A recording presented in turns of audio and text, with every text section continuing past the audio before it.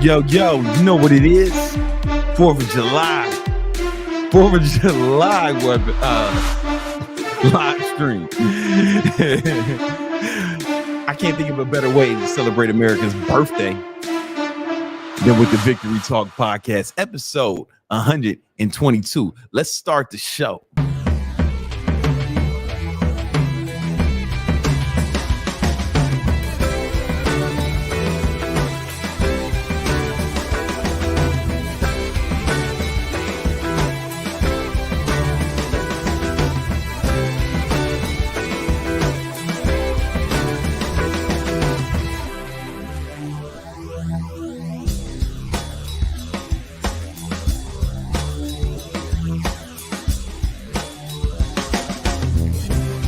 Happy birthday, America. Happy birthday, America. You know, today's the day we celebrate America's birthday. And I like to celebrate the fact that we beat the shit out of the English. And that was the first time we fucked them up. Then they tried to run it back. 1812 got fucked up again. Then I'm skipping some parts, but Hitler started bombing London. They let this motherfucker bomb London, and we had to come save that ass. So as usual, just like the First World War. I don't know how that shit started, man. Who gives a fuck? You know what I'm saying? Somebody got assassinated. Shit started popping off over there. These niggas can't even control their own continent. We got to come save them every time. How the fuck they think they was gonna fuck with USA? Anyway, happy birthday, America. If you're watching this from another country, you get to celebrate our birthday. You invited to our birthday party. We got a lot we want to cover today. Usually we do get the sponsors, man. But you know, the one thing about America, the best part about America is capitalism. Can I agree? Would you agree? And free market I'm a free market capitalist. So instead of the sponsors, my gift to America for its birthday is we're not going to go into the sponsors. We're going to jump right into the episode. Now, in this episode today, I brought my boy, Tom CRUZ. Now, let me tell you about Tom. Tom is a real estate mastermind, right? And not any kind of real estate, Section 8 real estate. You know what I'm saying? That's another good thing about America. We got this safety net. You can be a broke boy and you can still stay alive here, right? Where Nima's from, man, you broke over there, man. It's over. I think they cut your hands off, behead you or some shit. But in America, you can be broke and the American taxpayers will pay for you to have a crib. Now, somebody got to own those cribs. The country don't. And and that leaves an opportunity for us, the capitalists. If we can own the cribs, America pays us, right, to let a broke boy live there. Then now the poor boy has a crib. He got a crib. America gets to fucking not have its poor riot as much. Everybody, and we get paid. Everybody wins. That's why I want to bring my man Tom CRUZ, and we want to give y'all the definitive guide on how to get into Section 8 real estate. What's up, Tom? Hey, how's it going, man? Thanks for having me. That's the best intro to Section 8 I've ever heard. Hey, man, and listen, thank you. No, I've done a lot of podcasts. America gives a place for broke boys to live. Yeah, man, the poor boys, man, they can listen. We're housing America's poor. There we go. You know what I'm saying? America's poor. You know. And this is cool because guys, Tom has helped me get into Section 8 real estate. I got my first crib. We're gonna get a poor boy up in there. There we go. You know, but now I get to house the poor in Section 8. Yes, I you do. used to like when I was younger, I would just have sex with their daughters and there's when I was young, you know. Now we give them homes. See, we come full circle. Anyway, Tom. Yes. How much money do you make per month from Section 8 real estate? I make a little over $1 million per month from Section 8 rental property. No. I said per month, man. How much do you make in money, American dollars per month? I make $1 million per month. $1 million US dollars? $1 million, not US dollars, not pesos, not Canadian rupees, nothing. That's a lot of bread. Yeah. How many units do you have? I have 722 properties across 4 different states. 4 different states. Okay. Correct. 700 and how many? 22. 22. All right. And there's a poor boy in almost all of them. I would imagine so. Yeah. They have to be at or below the poverty line, which I think for an individual in the U.S. is around $45,000. Okay. All right. Listen, $45,000. Jesus. Motherfuckers ain't even trying, are they? I can't speculate on that. Listen, man, if you can't listen, one thing about America, you know, in New York, they say if you can make it here, you can make it anywhere. Right. In America, if you can't make it here, you can't make it nowhere. Oh yeah. You've so many opportunity here, bro. I've been to some shit countries. Like I was in Venezuela, and I'm in Venezuela, and I'm riding down their highway. Yeah. And I'm looking, we're going past mountains, and there's this fucking miles of tin houses made of fucking aluminum foil and sticks. Oh yeah, we have those in Brazil too. Yeah. Oh, that's right. Because you're Brazilian. Yeah, you know what I'm Brazilian. saying? I seen the movie City of God. There you go. Very, very accurate. I know all about it, you know, and so like if you live in one of those countries, I get it. Yeah. But here, damn. All right. Well, the beauty of that is you can still live in a home. Yeah. With Section 8. So how what I want to do in this video is I want to give these guys a game. Yeah. You know, as much as we can of how to start in Section 8. So how did you start in Section 8 real estate? Yeah, so after I graduated from the University of North Carolina at Wilmington, I knew that I needed to get cash to be able to invest in real estate. And my first way into doing that was I was doing web design and kind of like marketing as a side hustle out of college. So I started wholesaling properties. If you're not, what does that mean? Wholesaling properties is when I find properties that are somewhat distressed. I put them under contract, right? Let's say if I find a property for $60,000, it might be a little run down and it could use some improvement or it could be flipped and sold to somebody else. Well, I didn't have the money to buy the property and flip it. So I bought the property, put it under contract, and then I would find someone like you that has a high net worth that would be interested in buying it. So let's say I put it under contract for $60,000. So you didn't buy it. I didn't buy it. You put it under contract. I just put it under contract. How much that cost you? Maybe $500. $500. Yeah. Okay. Because they're going to still need some cash as like good faith payment. Good. They call it earnest money. So I give them $500. I put the property under contract and I say, hey, I'll close in 45 days. So then what I would do is that property might have been listed for $70,000.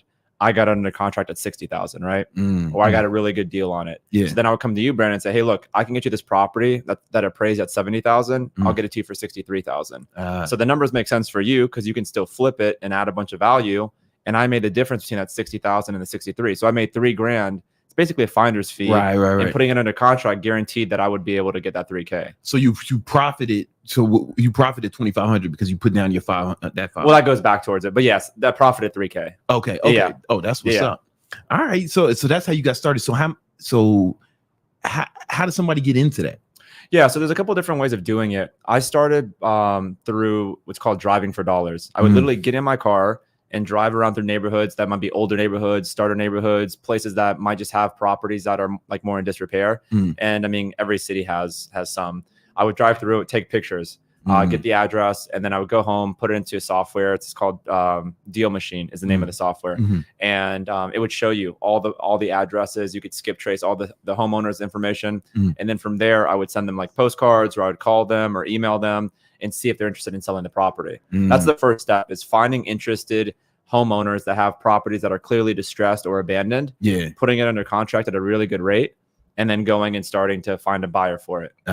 So you would already have connections with these buyers? So yeah, so the first thing that I did was I started looking for inventory, because I knew that if I went and looked for buyers and I didn't have anything to sell them, they weren't going to take me seriously. So there were a couple of deals where obviously I lost the $500 because I put the property into contract. I went out and started looking and I couldn't find anybody in time. So but I at least had the deals in hand, you know what I mean? So And if you cannot find a buyer, you can cancel a contract. A lot of people think that you're forced to buy the house. You're never in any state in the United States forced to buy the house. You can always back out and cancel a real estate contract. So what I would do is I would put the property in a contract. I would go to like a real estate investor association meetup, or I'd go to Cars and Coffee. I would go to whatever events had high net worth individuals. I'd find someone like you. I'd bring, you know, some documents about the deal, some pictures. If I had videos, I would bring that. And I'd say, hey, Bryan, you're interested in this property, I can wholesale it to you. My assignment fee is $3,000. That's how much money I would make. Right. So then from that point on, it was just a matter of scaling. So then I started doing Facebook ads. Well, real quick, how old were you at this time? I was like 25. 25. So you were really young. Yeah, I was really young. Okay, yeah. cool. This is in Wilmington, North Carolina. That's where I started. Okay, cool. Yeah.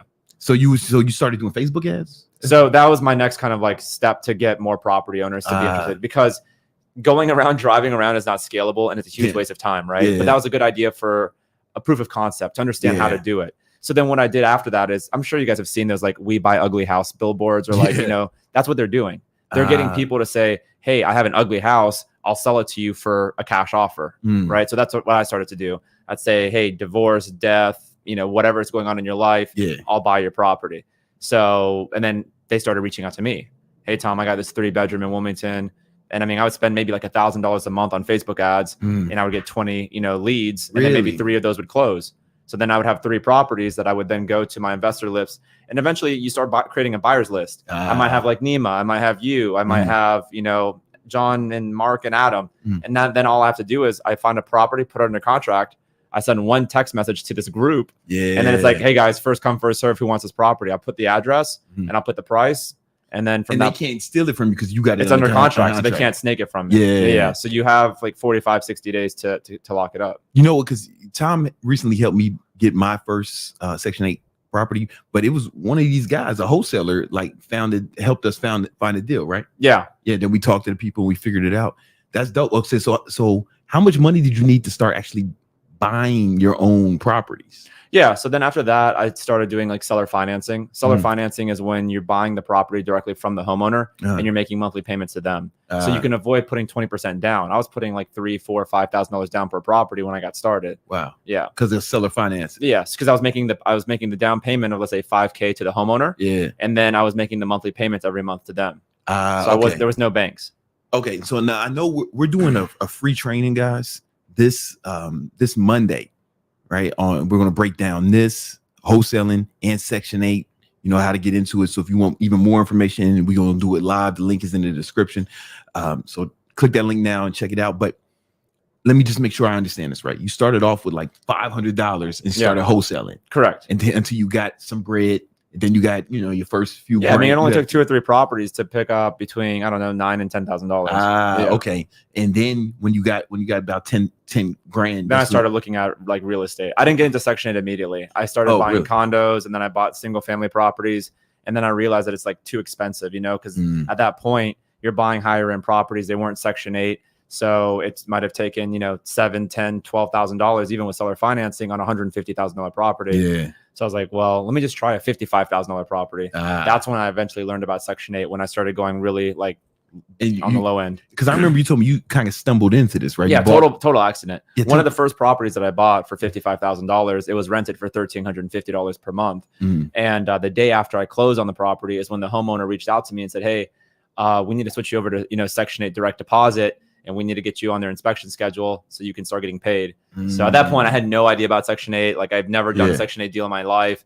I think he purposely didn't tell me that it was Section 8, you know, because he thought that it might scare me away. But I mean, the cash flow was so good that I really wouldn't have cared. I would have figured it out either way. So after you found that out, you said you're going to only focus on Section 8. Yeah, at that point, I might have already had, I think, maybe 15 properties. Oh, really? Yeah, I already had condos and single families. So yeah, at that point, any leases that expired on my first 15 properties, I was replacing them very quickly with Section 8. How old are you at this point in this part of the probably around 27. 27. Yeah, okay, so you've been doing this for 2 years. Yeah, I've been wholesaling for probably a year and a half, and then figuring stuff out. I was doing a lot of trial and error, man. Right, because there was no one teaching it the way you teach it now. Correct. Right? Yeah. Okay.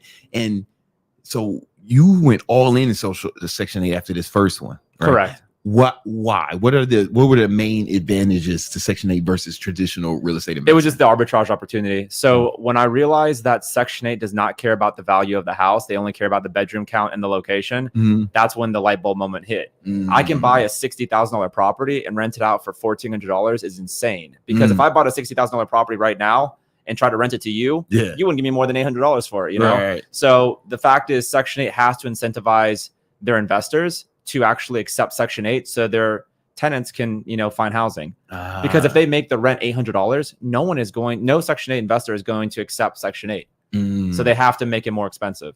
Right. It's just basically they have to compete with the market. They have to compete with the market. Yeah. And if they don't, then what you have is all these Section 8 tenants, or as you call them, broke boys. Yeah. They can't find housing. And that's a huge problem for Section 8 because then you have all these outstanding vouchers and it looks really bad for the county because it's administered on a county level. So think about if you're a county and you have 5,000 outstanding vouchers and no one can find housing, well, that means that the budget's not being used up. And that looks bad for them because in the following fiscal year, the federal government goes back, or HUD says, hey, New Hanover County, you still have 5,000 outstanding vouchers.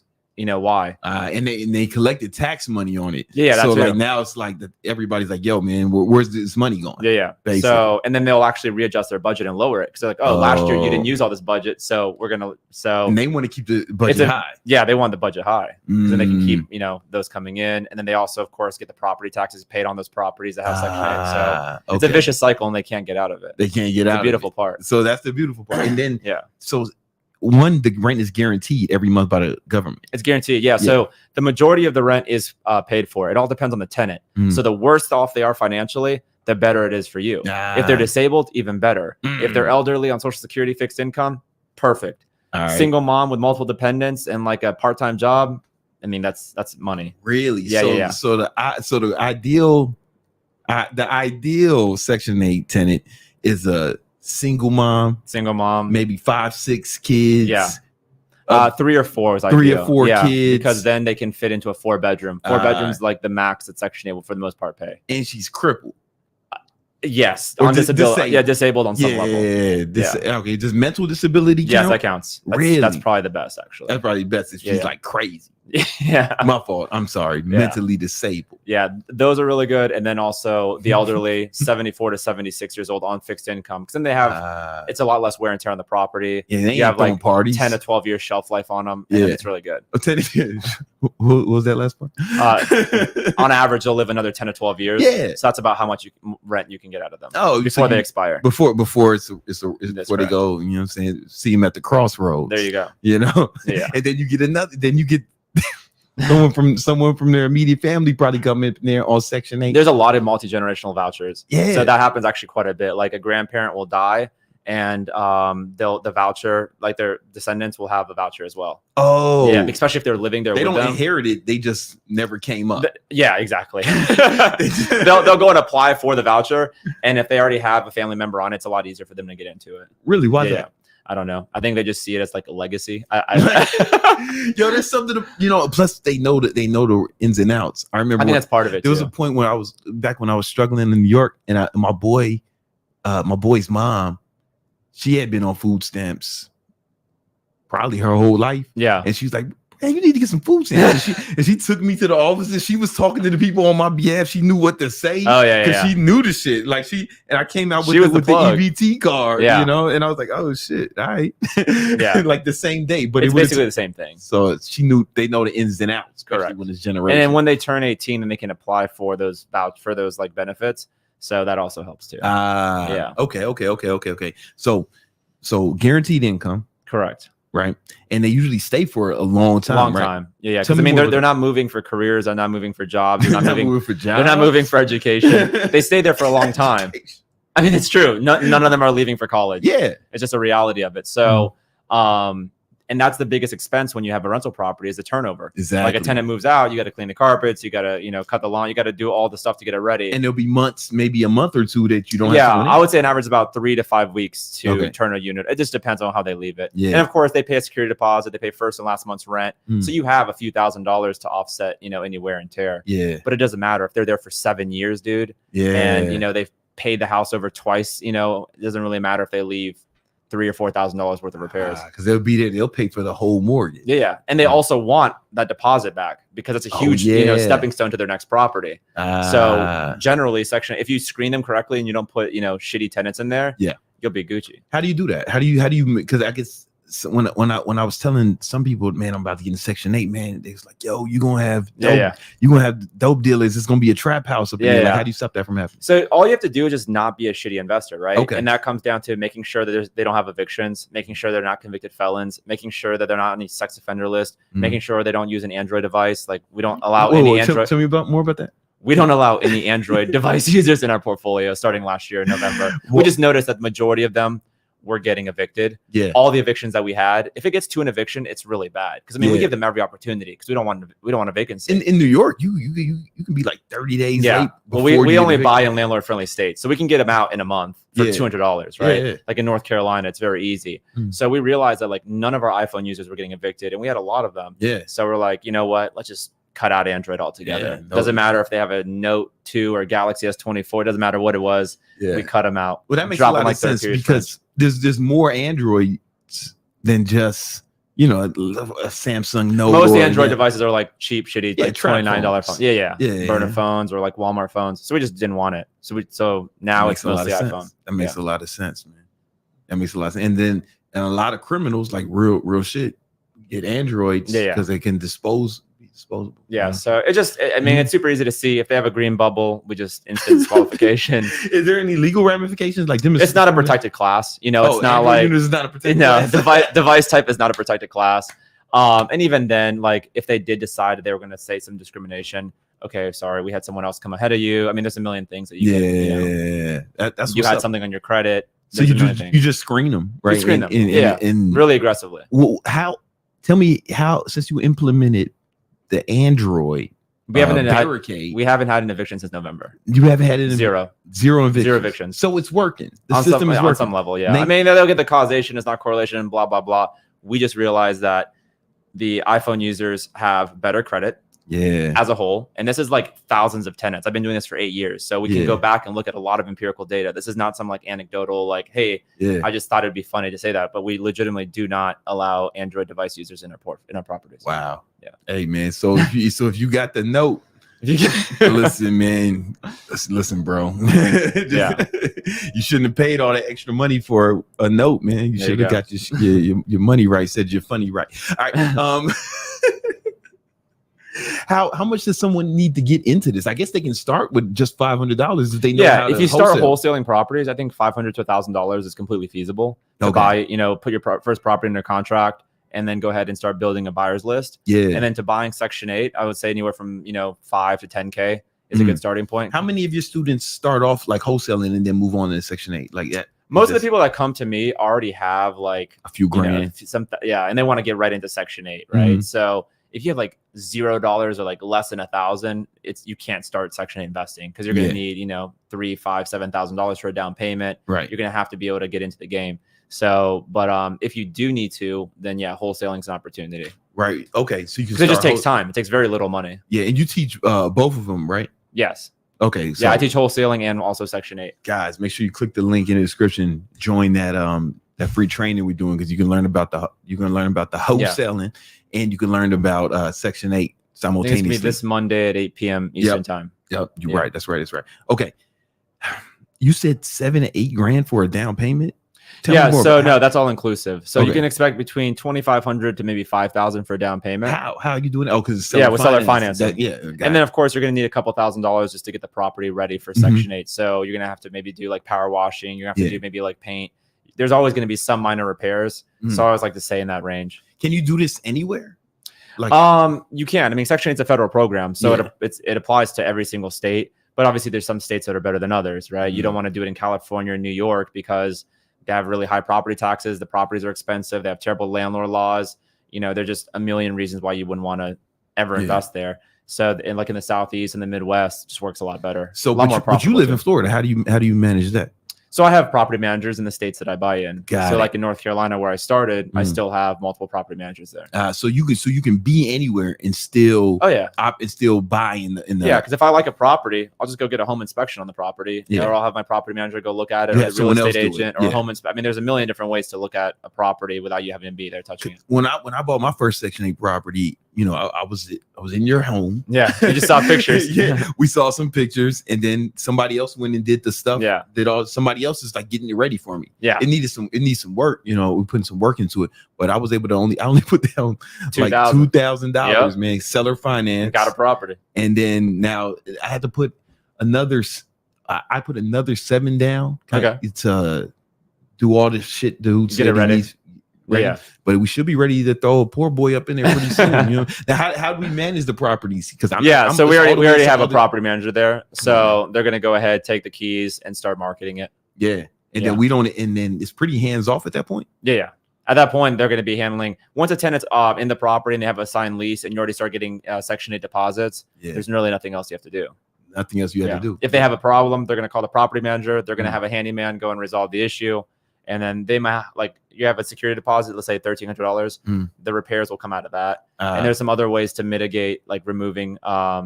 So you're not going to pay for roofs or any major expenses, because we can mitigate that as well. Yeah. So listen, guys, you want to definitely join this training we're doing on Monday if you want to learn more about this or learn more about wholesaling, man. Right. You know, it's funny, when I first heard about wholesaling, it was this, I was about to hire this salesperson. Yeah. Right. And one of my interview questions was, man, if you didn't need money, but you had to work, what would you do? Yeah. And then he didn't have a good answer for me. Right. But he answered everything else right. I was going to hire him. Then he came back and I offered him the position. He's like, man, I thought about what you said, that question. I want to wholesale real estate. I'm like, what? Yeah, it's very random. Yeah. It was like random, but I was like, yo, what is wholesaling real estate? And he's doing it. He's successful. You know, I think last time I talked to him, he had bought some properties, not Section 8 yet, because I don't think he knew about it. Okay. But we're going to put him on. We're going to put him on Monday. Yeah. But he's just been out here flipping because he was good at sales. So maybe it was easy for him to convince people. I don't know. I mean, it is basically a sales job. So you have to sell them on, getting the property to you. Yeah. So that's all he did, man. You know what I'm saying? Makes sense. That's when I found out it was real. So you can learn. So they're going to learn about wholesaling and they're going to learn about Section 8 real estate. Correct. What else should they know before we leave? Because I know you got to get up out of here soon. I mean, I would say that's the biggest thing is if you have the cash and you want to start deploying that to build passive income through Section 8, I think it's one of the most bulletproof strategies. There's no other real estate strategy or really any investment strategy that you can get into where the income is guaranteed by the full faith and trust of the U.S. government. Yeah. I mean, they're going to be paying you every single month. You can't get rid of it. There's 7 million Americans that depend on Section 8. Wow. The last thing you want is 7 million broke boys running around the U.S. without a house. So no sitting U.S. president's going to sunset that program. So, and they just keep, bringing more and more onto it. Yeah. And then you got the migrants coming through. There you go. And they all need housing. They don't need a place to stay. There you go. You know what I'm saying? And we house everybody. Yo, America. America. Yo, Tom, thank you so much, man. Yeah, no problem. Listen, guys, make sure you guys sign up for the free training we're doing this Monday at 8 p.m. so you can learn. It's the first link in the description. Learn how to buy back the block with me and Tom. We both gonna be on there. Yeah, we're gonna walk you through how I put together my joint, my deal, willing and dealing. And Tom, he makes over $1 million a month off this shit. So you don't want to miss out. All right, peace. Cool, man. Cool. All right. Awesome. Yeah, you got to bounce, man. Yeah. You know what I'm saying? Let's give Tom.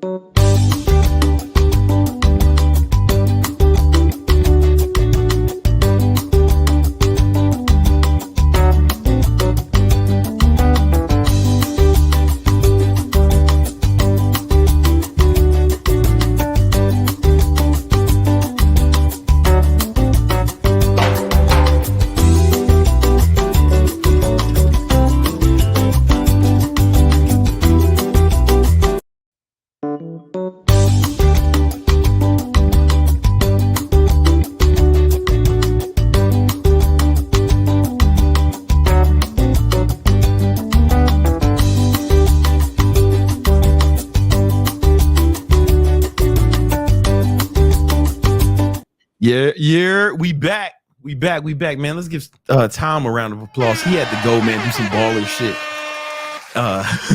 for a minute. But I think there are some super chats here that I need to address. What's good, y'all? Up. All right. Any super chats? We out here chatting. Oh, there we go. I had to escort the guests out. Yes, we do. That's true. That's true. We have Ruben Moreno. What do you think about people that want a side hustle because they love their job and don't want to leave it, but they need a way to get extra cash? I think that's fantastic, bro. I think that's fantastic. I think you definitely should do that, right? You want some extra cash, but you like, first of all, if you love your job, that's dope. Like that's the cheat code. That's a cheat code in life. You know what I'm saying? Because you got to work at least a third of your life. And if you love it, then congratulations. That's dope. But if you need some more bread, right? I'm assuming you like a teacher or some shit, like you love it, but it don't pay, which makes a lot of sense. And there's not a lot of upward mobility in that shit, It's not like you can teach more kids. Hey man, put 60 kids in my class, and so you get paid more. It ain't like that, right? But if I was you, I would definitely get some sort of side hustle or invest your money either in real estate or the stock market, or do that and get some sort of side hustle, man. I think that's fantastic, man. I think that's tremendous. I think it's a good idea, especially if you love your job. You know what I'm saying? Yeah, get some bread, man. He has a follow-up. Could a side hustle combined with a good salary job with benefits be enough to reach millions but avoid all the issues huge entrepreneurs face? Yeah. No, I feel you. It's gonna be slow, right? So there's no risk it, no biscuit. You know what I'm saying? So excuse me, a job. The good thing about job is it gives you some stability, benefits. You can relax. If you're an entrepreneur, you kind of never relax, right? Because you only eat what you kill, right? So it's kind of no matter how much money you make, it's constant like, man, what's gonna happen? So you gotta be out here hustling, So it's that trade-off you make. Life is a game of trade-offs. If you say yes to something, you're saying no to something else, right? So if you wanted to risk everything if you wanted to take more risk, you had the opportunity to make more money, right? But it's more risk, right? You're talking about taking less risk, right?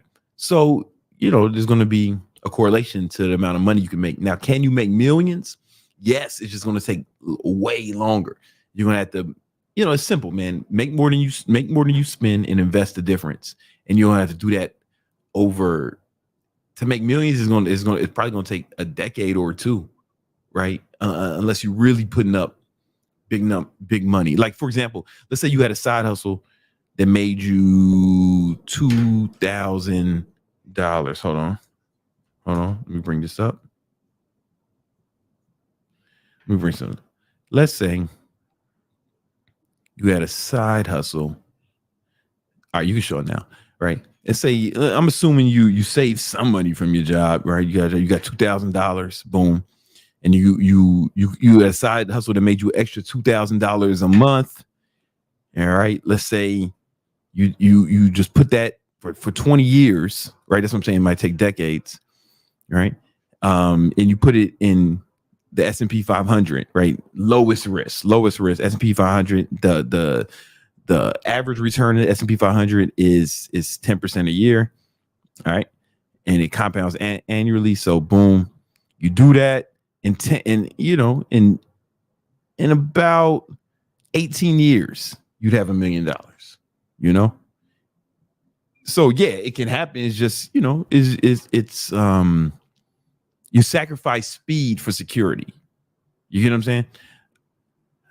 And that's okay, right? And that may be appropriate for where you're at, But let's say your side hustle really starts to bang. All right, now we got $5,000 a month. Then we can kind of speed things up, right? And you get your first million. You get your first million around 10, 11 years. All right. So depending on how much money you can put aside and how much you can invest. Like that's the deal. That's how that shit works, man. But so to answer your question, yes. It's just gonna take longer, and that's okay. What else we got? We have the HVAC podcast. Yo, in Miami. Where do the wealthy network on the weekends? I can do Yo, ads, dope I'm sorry, go videos. ahead. That's all. Oh, I can do ads, make videos. You know my stance on networking. Like, I'm not a big fan of it. I think like it, because the people who talk the most about networking are people who don't got it popping, right? So they're looking to extract value from people who got it popping, right? But they don't have as much to give, right? And networking is most effective when you need it the least, right? Like, so if you already got shit popping, then you start networking with people who got it popping, and y'all can get shit popping together, right? You know, and it's the people who talk most about networking, the ones who need it the most. But when you need it, it's less. And when you don't need it, is when it's the most effective. Like that. That's the irony of it.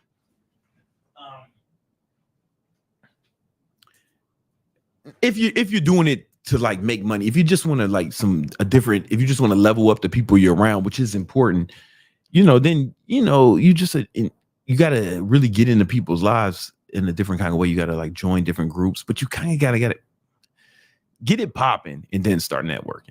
Like, you can get it popping, you can get your side hustle to 10, 20 or whatever you got going, 10, 20, 30.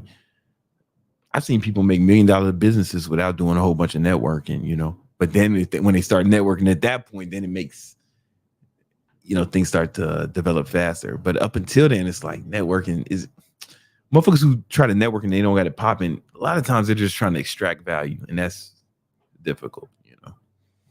That's difficult. Sorry. I don't know where these motherfuckers network, because I ain't out here trying to network with motherfuckers.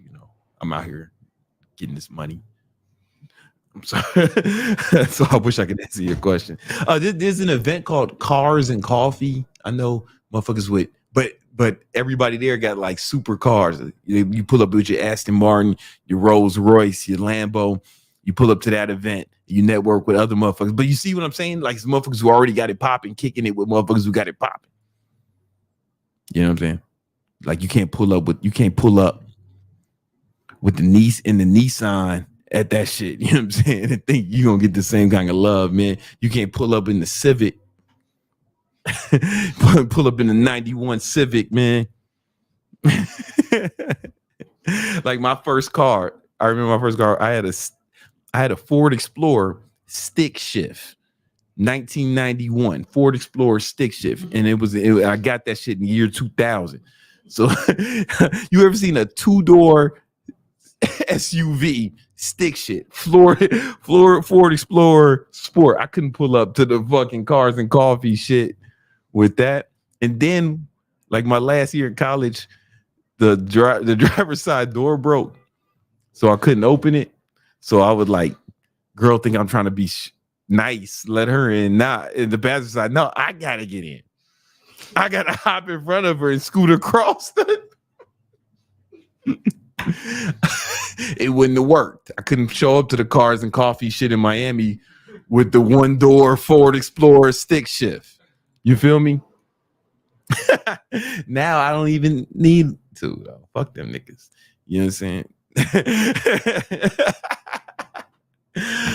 Next question. We have Namzi. Mm-hmm. How much should you make a year before having a wife and kids? That's a good question. That's a good question.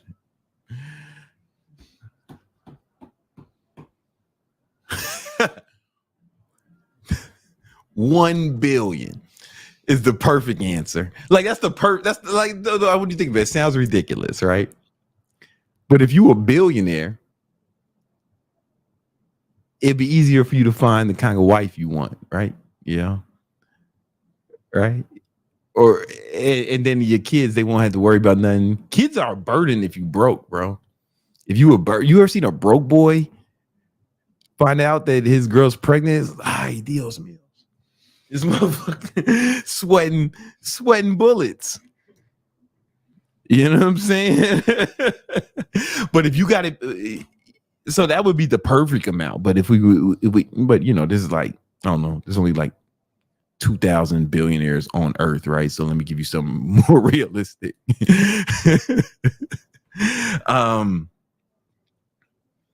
Honestly, man, I wouldn't do it till I was a millionaire if I was you. If that's your goal, right? If that's not your goal, then that's cool. Because you want to have, how do I put this?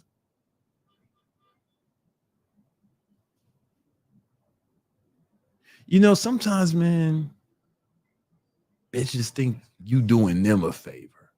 Or bitches think they doing you a favor. You ever see these guys, man? Girls telling them what to do all the time and shit. I got to talk to my wife. Oh, the old ball and chain. Blah, blah, blah, blah, blah. Happy wife, happy life. She's not doing you no fucking favor. Unless she is, right? Unless she is, right? You don't want to be in that position, you know, just because it's, they take advantage of it. Become fucking tyrants when they get that kind of power. and if you got a bunch of money, man, then it's like,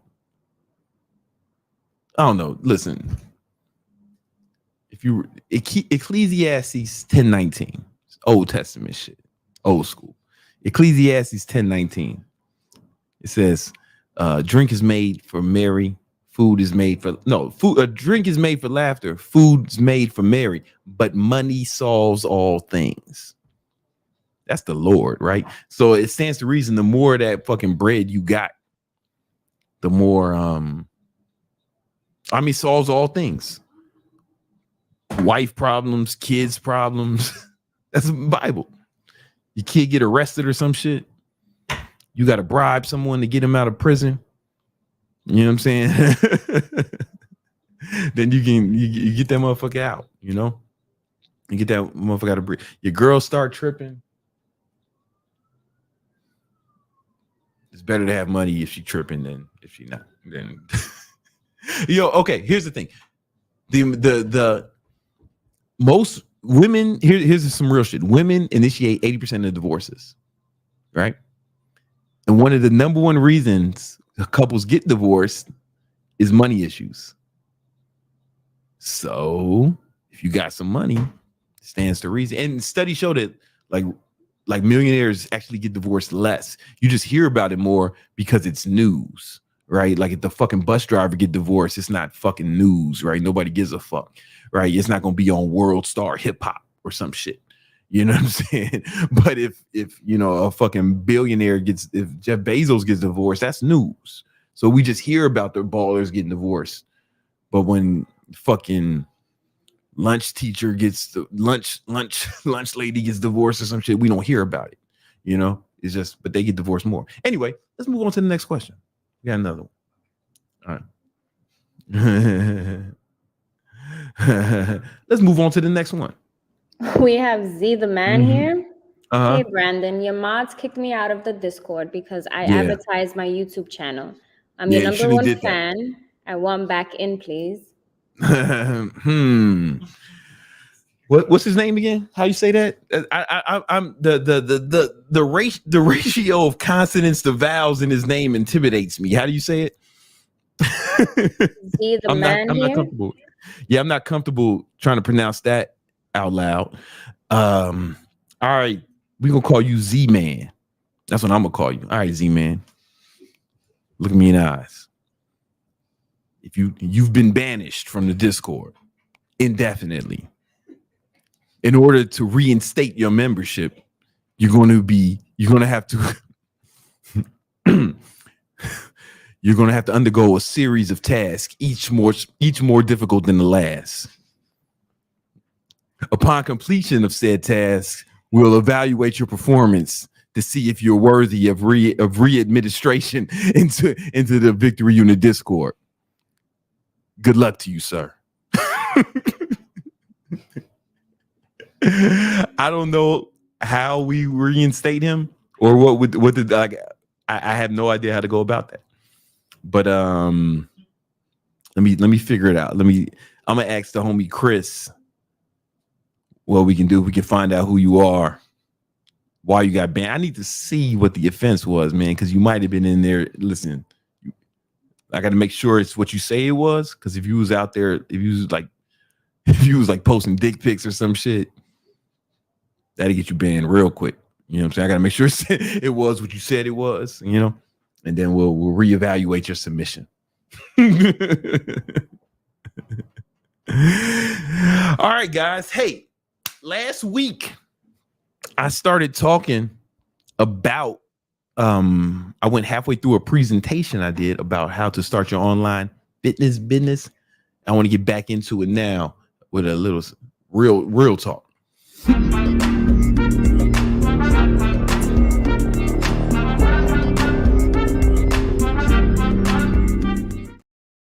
All right. Hold on. I gotta get my shit on my screen.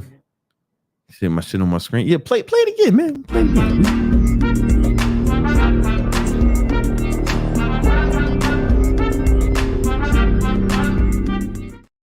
All right. If you were watching last Tuesday, I broke down this what I call the online trainer formula, right? All right. So the online trainer formula, right? Bam. You gotta have your marketing. You got to get your sales, and you got to have a system to train people so they get great results, right? And when you're marketing online and you train people online, that's how you get your time back, right? Boom. When you're marketing and you're making sales, that's how you get the money, right? And when you're selling people into a system to get some great results, that's how you start something you really enjoy, right? So you get time, money, and passion. And when you spend your time making money doing something you're passionate about, that's a good definition of that freedom. You feel me? But you need all three, right? Because if any one of these is missing, you're gonna bust your shit. For example, let's say you got a good system to train people online, but your sales is whack. All right, you got a good system and you're good at marketing, but you can't make sales. Well, if you can't make sales, you ain't got a business, right?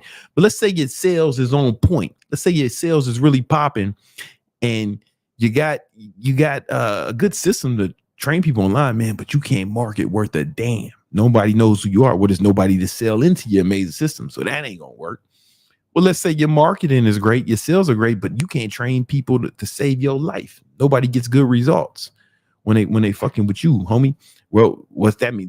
That's probably the worst outcome, because now you're marketing yourself and people are buying it, but you ain't giving them results. You a scammer. That's what you don't want that, because that'll fuck up your reputation. People start teasing your kids at school. Yo, daddy a scammer. You know what I'm saying? You got motherfuckers making videos about you. It's gonna be awful, right?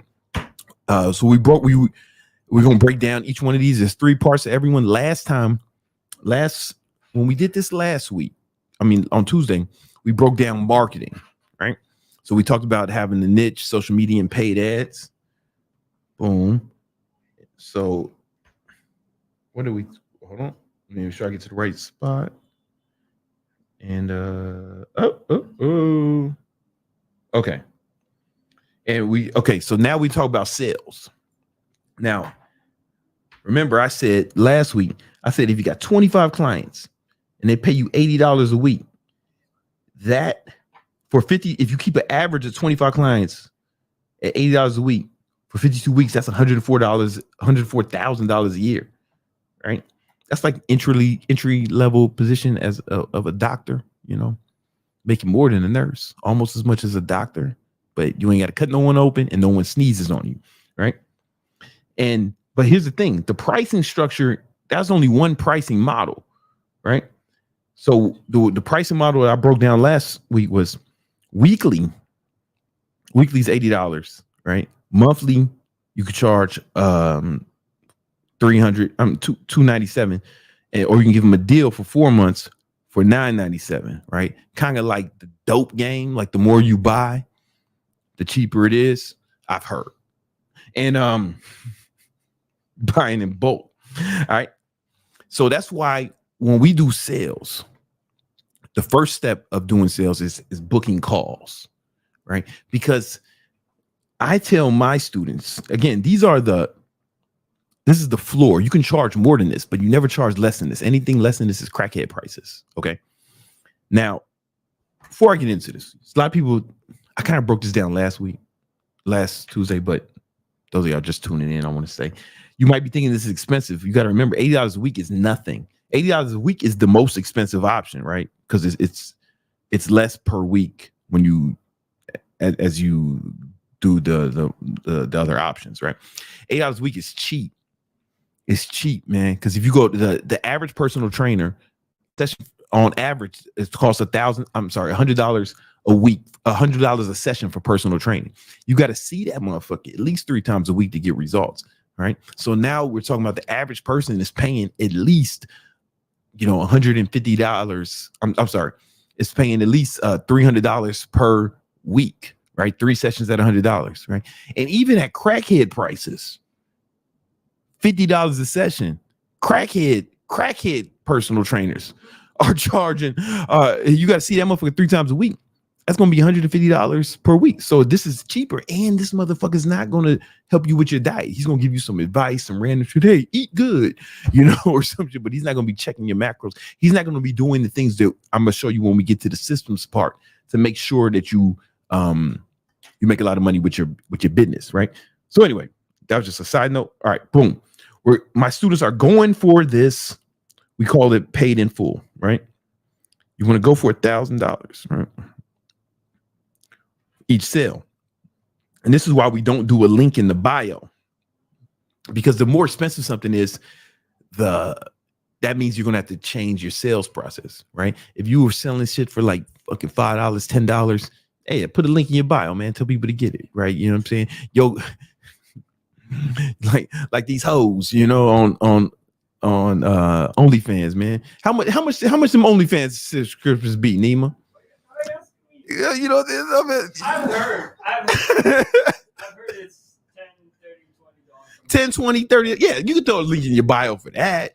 You know what I'm saying? But if you're going for $1,000, don't nobody I'm rich and I've never clicked on a link in someone's bio and spent $1,000. Never. I don't care how big her titties was. All right. And because human beings don't behave like that, right? So the more expensive something is, the more sophisticated the sales process has to be. For example, those of you who are car owners, you own automobiles, I'm sure you didn't buy it from a link in someone's bio. Nah, you probably went to the dealership, talked to somebody, or a private seller. You wouldn't talk to somebody, test drive it, whipping it around. It's you had, because it was a more expensive purchase. You get what I'm saying? It's so this is what we do.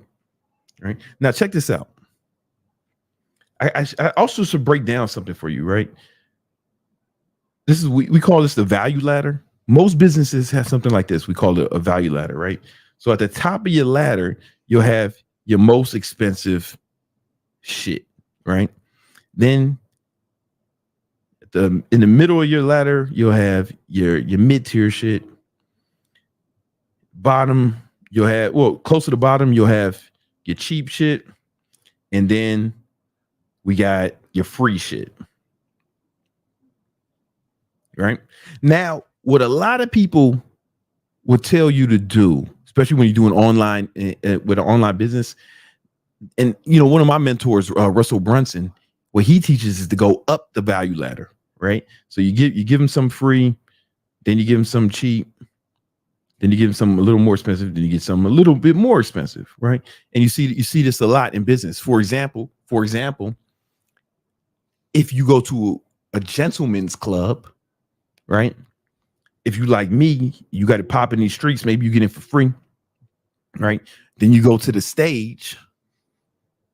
They got that guy, and now coming to the stage. I don't know why they all sound like that. I don't know if people with that voice grow up wanting to be strip club DJs, or something about that job brings that out of you, or if strip clubs have found that gets that voice and cadence gives the highest conversion. I don't know why, but it seems to be a constant everywhere around the nation. The DJ sounds like this, right? So she comes to the stage, boom. I'm gonna give you a story about this. I told the story before, but me and my boy Bryan, white boy Bryan, we went to the strip club long time ago. And so long ago, way before he was with his current girlfriend. And we didn't even know that chick existed, right? Anyway, we go to the strip club. We get in for free because we got it popping in these streets, right? And we get in. We go to the stage. The guy says, "And now coming to the stage is Cinnamon." And then this girl, she came. This Caucasian woman strutted to the stage, and she had cinnamon colored hair. Presumably, that's why her parents named her Cinnamon. And she get to twerking, right? She come to me, start twerking in front of me, thinking I'm gonna give her $1. I'm like, it wasn't my type. You know what I'm saying? It wasn't my type. But Bryan was. He was like, man, he was like, oh, yeah. Oh, it's $1. Yeah. Cause he like white girls, and and then so Cinnamon gets off the stage, man, and then she comes straight to Bryan. Why she come to Bryan instead of me, right? Because it's easier to sell to somebody you sold to, right? So Cinnamon come to she boom, she got the $1, boom. Then she comes in, she asks him for a dance. She's like, "Would you like a dance, Bryan?" Like, Bryan, as cool as he could. He's trying to stay cool, and he said, "Yeah." And then she gets a dance. Then he gets like 2-3 dances from him. Then she asks him to go to the fucking to the VIP room. I'm gonna end the story there. And she go to the VIP room, right? Here's the thing. That works in a lot of businesses, but what we found was that it takes too long with online training to go up the value ladder like that. It's easy if what you're selling is booty, right? But if you're selling online training and you're just a person, it's going to be different, right? So we tell our students, hey, we're going to give away free stuff, right? And then go straight to online training. And you can do that. You can do that if you book a sales call, because a sales call actually speeds up the sales process. You get what I'm saying? And it makes sense because in business, your value ladder, in fitness business, your value ladder looks like this. Free is like, this is your social media shit. Boom. Right? Your cheap shit would be like an ebook. Right? Your mid-tier shit would be like your program, some program you're selling. Right? And then your highest thing would be online training. Sorry. Where you actually work with the person.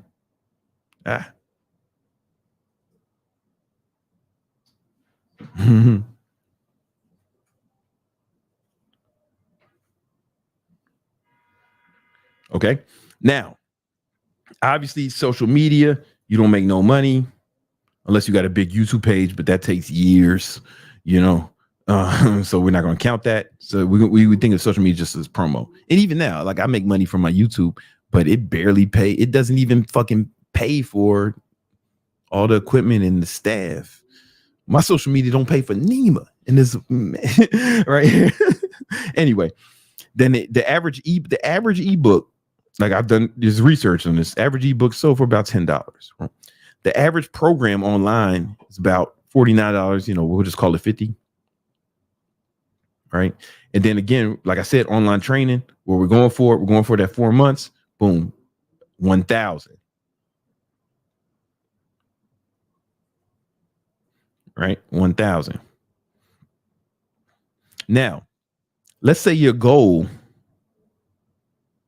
was $10,000 a month. All right. How many ebooks do we have to sell? How many ebooks do we have to sell to make $10,000? Yeah, 1,000 ebooks. Right? If you're watching this, you probably never sold 1,000 of anything online. Right? So what makes you think you're going to be? Remember, this goal is 10,000 per month.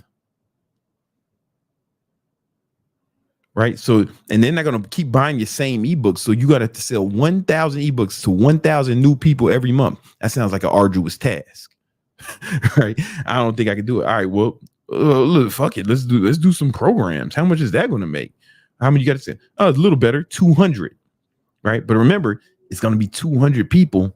It's got to be every month. 200 new people every month. If you never sold 200 of anything to anyone, What makes you think you're gonna start doing that every month, right? Now, 1,000. Ooh, you only need one. You need 10, right? But the beauty of this is, remember, it's recurring, right? So if you get 10 every month, right, for like 3-4 months or whatever, you don't have to get no new people, right? Because of the 4 months, provided you can hold on, you can retain your clients, and we'll talk about more. It starts to recur. It becomes easier. Or even if you do it monthly, right, it just becomes easier to get to this goal, because online training is recurring. So it's not new people every month. I hope this is making sense, right? But to do that, to get someone to give you $10,000, get someone to give you $1,000, you got to get on this. You got to get on a call with them, and that's why we book calls. So we created a system to help our students book calls. So you need a system to help. You need a system to book calls that weeds out the people who aren't serious, who maybe aren't a good fit, who aren't in your niche, like we talked about before, or who just ain't got the money, right? This is a business, not a charity, right? Can't be training people online for free, So you need a system to do that so they don't waste your time, right? So you need a system to book calls and weed people out. Now, once you get on the calls, you need a system. You need a proven sales script. I'm telling you, you need a proven sales script. Now, it'd be too much for me to go over the whole script for you right now, but I'll break down a little bit of it. The way I sell, the way I was told to sell. Mind you, I've done millions of dollars in sales by myself. I built several sales teams that have done that have done 8 figures. And my whole sales process, if I had to break it down, was, you know what? Let me show you something. Don't show my screen yet. Let me show them something. I want to get to something. Okay, yeah, we're gonna get it. Okay. Give me a second. Where we at? Okay. This is what you need: a proven sales. You need a sales script, though. I'm gonna give you some tips, right? But you need a sales script, because if you ever seen The Wolf of Wall Street, the movie, right? Remember, he was getting these assholes from off the street. I think he met this guy in the diner. These guys weren't like expert salespeople, but he was able to build a hedge fund that sold millions, right? Because he gave them all this script. So this is the scene in the movie where they're all saying the same thing, and even him, he's reading from a script, right? So if you don't have a script, you out here just guessing, making shit up on the fly, wondering why you're not closing sales. Like, you need a proven sales script. That's why I give my students actual real sales scripts that have been battle tested and proven, because remember, I've been in doing sales in the fitness industry for 25 years, right? From when I was a personal trainer at Bally's Total Fitness. But then I don't have a picture of it right now, but Nemo will put one in the real one when this video goes up. But I actually took my scripts that I've honed for 25 years and took them to the real Wolf of Wall Street, took them to Jordan Belfort.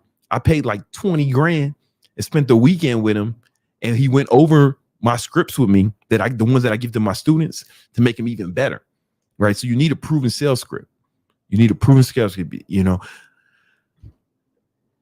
I don't have time to get in the script here. Right. I don't have time to get into what the script would look like or break the whole thing down for you. But you need a script. Even if you don't get my script, get a script from someone. Get a script from somewhere. It's going to be better than you just trying to make shit up on the fly. And then you practice that script until it becomes a part of you. So when you're saying it, it doesn't feel like you're reading it. Right. In fact, you shouldn't be reading it. You should have it memorized. This way you can freestyle a little bit and come back different parts, or you can alter it for your style and for your whatever client you're talking to. Right. That's very important. Right. Oh, yeah, there's me and Jordan. I had this in the presentation. All right. Now listen. Then you need, hold on, give me a second. We're gonna get into the homie Candlestick. We're gonna get young Candlestick in this bitch. Hold up. Right, but then after a sales script, you need a way to take automatic payments. Because remember, I said that these payments were recurring, right? So you need a way to set it up so it's automatically billed every month to your clients. So a big mistake I see people making when they do online training is they're doing it through Zelle or fucking PayPal or, Cash App or something. They're doing it through Zelle or Cash App, and they got to hit these people up every week or every month for a payment. And it's almost like they got to do a new sales job again, right? Especially, remember I said if you have 25 clients paying you $80 a week, do you really want to be hunting down 25 people every week? Say, hey man, I need that payment. Wouldn't it be better if you just woke up and the money was there, right? So you need a way to set up automatic payments. It's very important. You got to figure that out. Automated payments. Think not only is it better for you, it's more convenient for the customer, right? I have Netflix. I only watch Netflix when a new Dave Chappelle special comes out. So this is like every other year or some shit. I watch something on Netflix, but I pay him every month, right? And I don't mind. It's not a whole bunch of money, and it just built. But if I had to send Netflix a Cash App every month,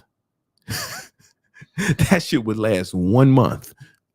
I assure you. So it's actually more convenient for them as well. You know what I'm saying? All right. Now, in a second, right.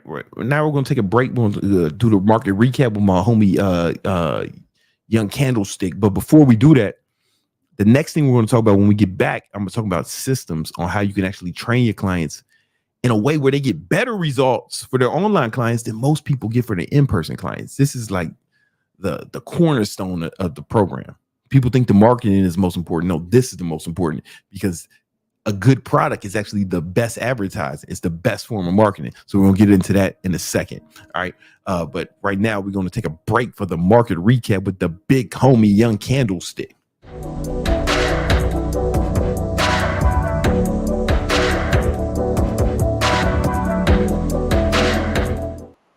Yo, What's Gregory, what up, man? Hey, good to What's see good, you, man? That's a good shirt. That's a good shirt. America. Hey, thank you. Yeah, we're rocking the patriotic red, white, and blue for America. You already know. Might as well. So basically today, I want to start off by showing big money methods. There we go. So this is big money methods. This is the newsletter. What's really cool about this is it's labeled, mindset, wealth, nutrition. And Scene over here, Scene wrote a nice article talking about politician stock trades. And I actually was reading that article. I recommend everybody read these articles. And free newsletter that accompanies the Victory Unit pod. Exactly. It's really, really cool. And I just love how it's, formatted, and you can read it, and you link can in the description. Get a recap. Yeah.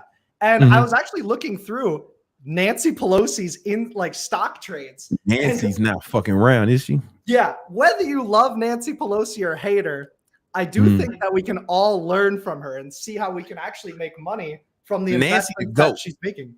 What's that? She doing better. Nancy doing better than Warren Buffett now, man. Hedge funds, everybody, professional traders, you name it. She's killing it, Yeah. And so basically this website right here from the Big Money Methods article is basically showing all of the politician stock trades over here. And I wanted to make a few noteworthy stocks over here. So Nvidia and Broadcom. So first of all, Nancy was like one of the first people to be on Nvidia. She threw in millions of dollars. And by the way, Nancy Pelosi's net worth, it's fluctuating a lot, but it's over $120 million. Will she get paid like what? How much she get paid a year? She makes $179,000 a year.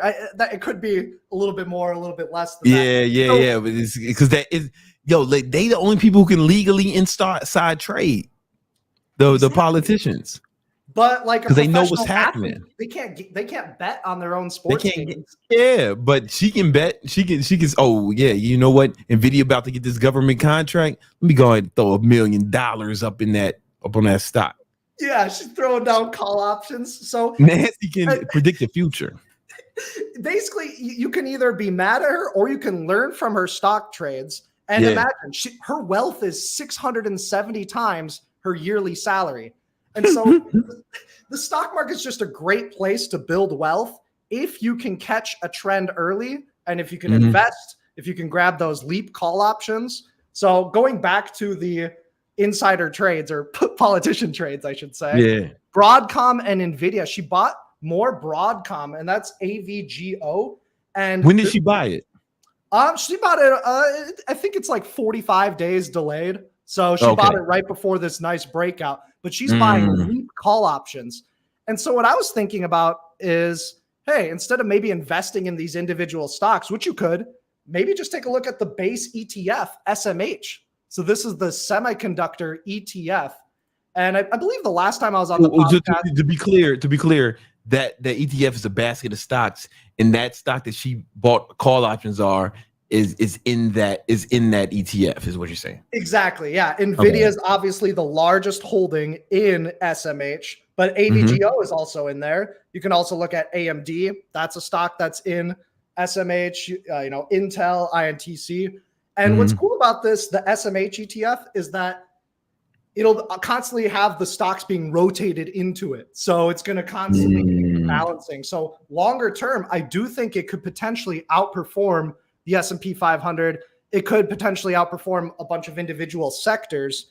And the thing about that is AI really heavily relies on the semiconductor chips. So that's just something to note. So SMH, if it could get oversold, I might be looking at buying leap call options. So I want to kind of wait for a buy setup within it. Explain to them what a leap call option is. Yeah, great question. So a leap call option is basically just the. Thank you. It's just the right. It was a great question. Buy. What's that? I'm sorry. What? No, it was a great question. I was just thanking you for your observation. Because it's such an important question, though, Brandon. Because it's a cheaper way to invest. It's a cost-efficient way to invest. So you can just buy shares of a company, boom, or of a stock. You can hold it forever. But if you have a time frame on it, you could actually potentially look at, a leap call option. It's the right to buy the stock at a certain price by a certain date. So you could go out to December 2026 and you could scroll down and you could buy out of the money call options. It's going to be expensive. It's going to cost you. Tell them what out of the money means. Yeah. So basically these strike prices right over here, these are the prices that you have the right to buy a stock at. So you could just go out and buy SMH right now, and it would cost $269 to just buy one share. Or if you wanted to, you could buy a call option. You could buy maybe like the 270 strike call option, and you can have the right to buy 100 shares of SMH, but you don't even actually need the money to buy 100 shares of it. So that would cost you what? $27,000 if you really bought 100 shares. Yeah, if you actually buy 100 shares. But if you buy an in the money call option, you have the right to control roughly about 100 shares for a much cheaper cost.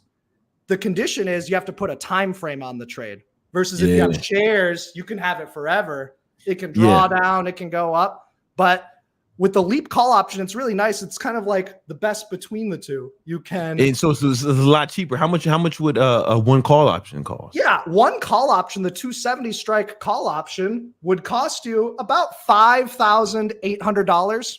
So that'll cost you $5,800 as opposed to $27,000. So, and you're getting the same control of that. So the most that you could lose is $5,800. And that would be if the SMH just went sideways or lower from now until the end of 2026. That's right. But if it goes higher, like the amount you can make is like exponential. Yeah. I mean, you're capped at 100 shares per dollar move, but you can make a crap ton of money. So like, let's say that the SMH goes crazy, like AI goes parabolic and SMH goes to like $1,000 a share. I'm not saying it will. I'm just saying hypothetically. Well, boom, that like $5,800 investment will be worth a lot more. It would be worth about 100. Yeah, it would be 100 grand minus the 5,800. Basically, you'd be deep in the money. I'm not going to do anything. Yeah, you make a lot of. So basically, it's leverage, right? You can make a lot more money, but you're only risking less though. Leap options are different than regular options because leap options, I don't know what time you can tell. Maybe you can tell me what time frame constitutes a leap, but I'm thinking like a leap option is like option that's years out. Yeah, at least I would say even just 1 year out. So if you're going out to least a year. 2025, July, that's a leap call. That's a leap. Yeah. Option. So leap options, man, I really like them on stocks or ETFs that I'm super bullish on long term. I'll buy leap options on them because the return can be so much higher with actually less risk. Exactly. And it all depends too on what the options market I is. think it's less risk. I may be wrong about that.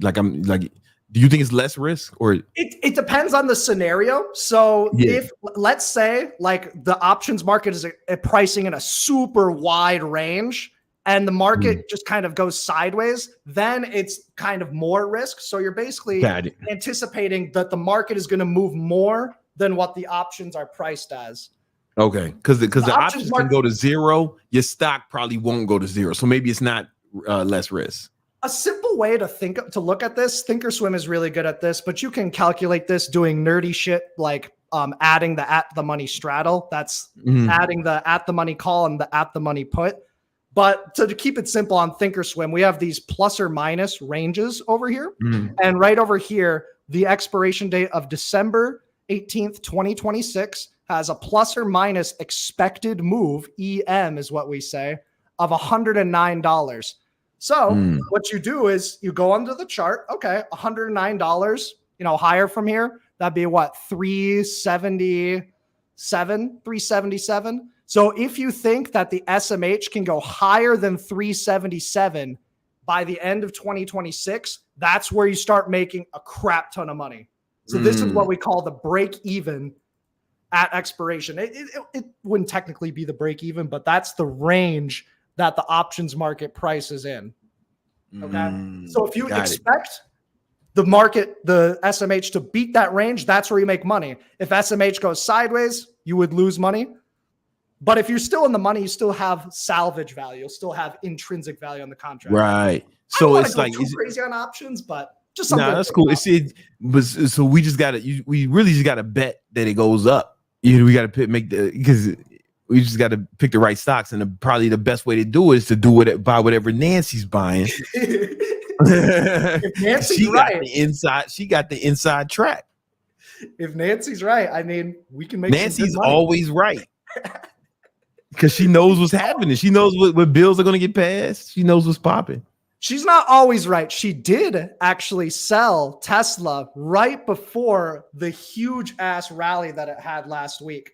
And so I actually have a quick learning lesson on Tesla for you guys. I want to teach a little bit about bullish divergence.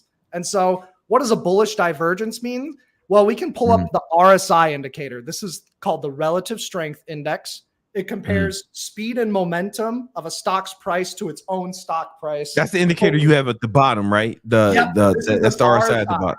Yep. At the bottom. What's super cool about it is you can find changes in the momentum that can give you a hint that a stock price might turn around. So an example of this would be Tesla is in this channel. You could argue this is a falling wedge, a bullish that looked like wedge. a falling wedge to me. Yeah, and it is. And so that just means we're making lower lows without a lot of follow through. But look, price is making lower lows. Right. But the RSI starts to make higher lows. Yeah, that's a bullish divergence. Yeah, basically it's saying, hey, the stock price is not really selling off with strong momentum. We could be due for a change of direction. And eventually that's what happened. Tesla popped. We consolidated for a bit. Tesla almost set up short underneath 168, but it never broke. I was ready to short. It never broke that support. I was ready to short. Yeah, and the Legion, we're going long on TSLL, the double levered version of Tesla. And look, this is a bullish pennant. We've kind of lower highs and higher lows. And look, you break up on volume, you break up on the RSI, you have a high probability setup, and Tesla stock squeezes. RSI is the relative strength index. Yep. And you keep it on 14. Yep. I just keep it on the standard 14. If you lengthen it out, it'll be less. It'll be more. If you shorten it up, it'll be more sensitive. If you lengthen it out, it'll be less sensitive because it's taking the RSI over a longer period of time. Just leave it at 14. It's easy. Yeah. So that's an example of actually a bullish divergence. I want to give an example of what's called bullish confirmation. Come on. Bullish confirmation tells us, hey, the momentum is strong with whatever we're looking at, whatever chart. So this is a chart of silver. The ETF is SLV. Mm-hmm. And what's cool about this is silver made strong higher highs. And notice the RSI also makes higher highs. So this is what we call bullish confirmation. Bullish confirmation. So the RSI said, yo, this is looking right. Yeah, this is basically just think, yo, this is a legit move. Wait for the price to pull back, and it's potentially could be worth a dip buy. And it's basically confirming the bullish trend. So, you know, the RSI was overbought. So that's another way to look at RSI. It's a simple one. Anytime you get above 70, the price is considered overbought and it's due for a potential drop. Anytime the RSI gets oversold, you know, it's due for a potential bounce upwards. Does it have what number is oversold? Generally 30 or lower is considered oversold. It all depends on your criteria because it's not whether it's oversold or not, but how oversold, how overbought. It's to what degree. Things can stay overbought for a long period of time. Things can stay oversold for a long period of time. Kind of like the overall like SPY and QQQ. They've been overbought for a decent period of time, but it can stay that way. So that's just something to think about. Yeah, you never want to have just what Romulus say. He called it single indicator mistake. Yeah, because there's you don't look at one indicator. Yeah, there's a lot of different factors that are involved in the market. You want to look at intermarket analysis. You want to look at sector analysis. You want to look at macroeconomics. You want to look at news catalysts. There's so many different things to look at. So those are the main things I wanted to cover. One quick setup. This is kind of like a trade idea. I don't know if I will trade this, but it's a setup right now. And this is actually on Hood stock. So Robinhood is part of the fintech industry. You can kind of consider Robinhood as kind of like a bank because they got credit cards. They got, they got debit cards, credit cards. They pay interest on your cash sitting into the account. And this is one of those setups where if the RSI can break out upward, call it over about 65, and the price really breaks above $23 a share on bullish volume, then you have a potential squeeze breakout setup. So that's just something to consider. I might go long Robinhood if it starts to really break above 23 on high volume. It needs a lot of things to line up. It needs the market to line up. And I may or may not take this trade, but I just wanted to note that this is one of my setups. All right, cool, man. Awesome. Did you notice anything else in Nancy's portfolio that you felt like it might be in? You know, the main things that I wanted to note were the semiconductors, Broadcom and NVIDIA. She sold Tesla. She sold Visa. So Visa is a stock that might be on like the short list. This is a short setup in the region underneath 269. And it did break down. So Visa, I don't really see too many setups to short it, but that could be a potential downside play over time. Another one that she likes and is buying is PANW, Palo Alto Networks. And this stock was bullish. So the stock got its ass clapped in February. But that turned out to be a dip buy. So it does look bullish. We got a bullish pennant right now. And so PANW could be a trade/investment setup. Again, not financial advice. I'm just drawing on a chart. Basically, the setup that you do if you're a trader is you buy right here and you set your stop loss underneath like 330 and then see how much room you can get to the upside. Otherwise, if you're an investor, you can just dollar cost average. You know, the indices, the ETFs are really, really strong. QQQ, SMH, they're getting better and better over time. I think the strategy is to just dollar cost average. And then if they sell off and get super oversold, that would be a good time to do a lump sum investment. Yeah. But until then, you kind of just tread cautiously because markets are overbought, but the trend is still up. So it's kind of like, okay. Awesome. Well, listen, Young Candlestick, man. Listen, if you want to learn more about trading and investment, you can holler at me, Young Candlestick, and Romulus in the free Victory Unit Discord. We in there, man. We giving out free trade ideas, helping y'all get this paper, man. Link in the description, man. Fuck with us. We out here, man. Thank you, Greg. All right. I want to get back into this training, but I will answer. I'll finish enough time to answer super chats. All right. So, yeah, real talk.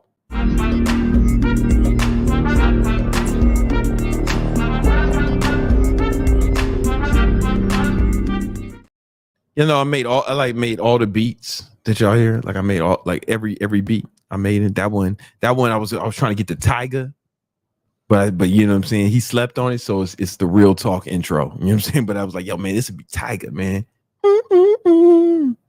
It would have been a hit. Anyway, if you know Tyga, man, tell him to holler at me. All right. Tell him I got a beat for him. I feel like he crushed that one. The intro to this was not the intro. I made it. It was another. We ain't played it today. Habits of a Winner. That was made from Mike Rashid's album, but I ain't get it to him in time. So we using it anyway. All right. So we talked about marketing and sales. Now we got to talk about the system. How do you train people online so they get great results? And this is super critical. This is the most important part, I think. Well, no part is more important than the other. It's like a three-legged stool, right? But this helps everything because if the system's right, it's going to help you with the sales. If you're getting great results, you got a bunch of testimonials. And if you're marketing, and it'll help you with your marketing too. You have a bunch of testimonials, right? When I was doing online training, I literally had hundreds and hundreds of testimonials from people who I helped get in shape. So it was to the point where it'd be difficult for someone to talk shit about me, and it'd be difficult for someone to come up with any objections, right? Because one, is cheaper than in-person training, and there's so many examples of people that it helped. But not only people that helped, remember we talked about the niche earlier. It was people just like them who had goals, who had the same goal, right? So that's another reason why having a niche is so strong.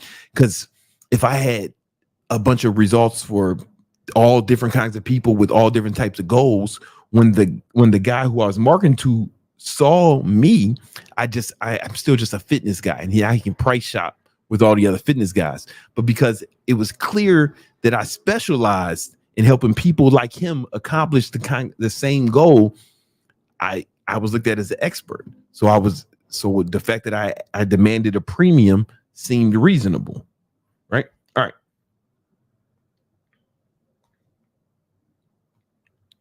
Now, I don't have time to really break down. So that's why results are so important, right? But then you have to have the automation and the management of it. So I'm going to break down all of that at once. So here's how I teach my students how to do it now. It's a little different when I first started. It was more primitive. But now the first thing we do is we help our students set up their own app. So imagine you have your app, right? And your clients can download it from the App Store, Google App Store, Apple App Store, whatever, right? You got your app, right? And now here's the thing. What you're going to get, you're going to come up with a custom workout plan. Like this. Hold on. I can do this better. Hold on. I'm sorry. You're going to give them a workout plan.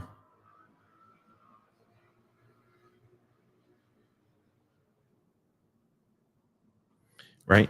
And you're going to give them a diet plan. Oh, my fault. It's going to be custom, right? That's very important.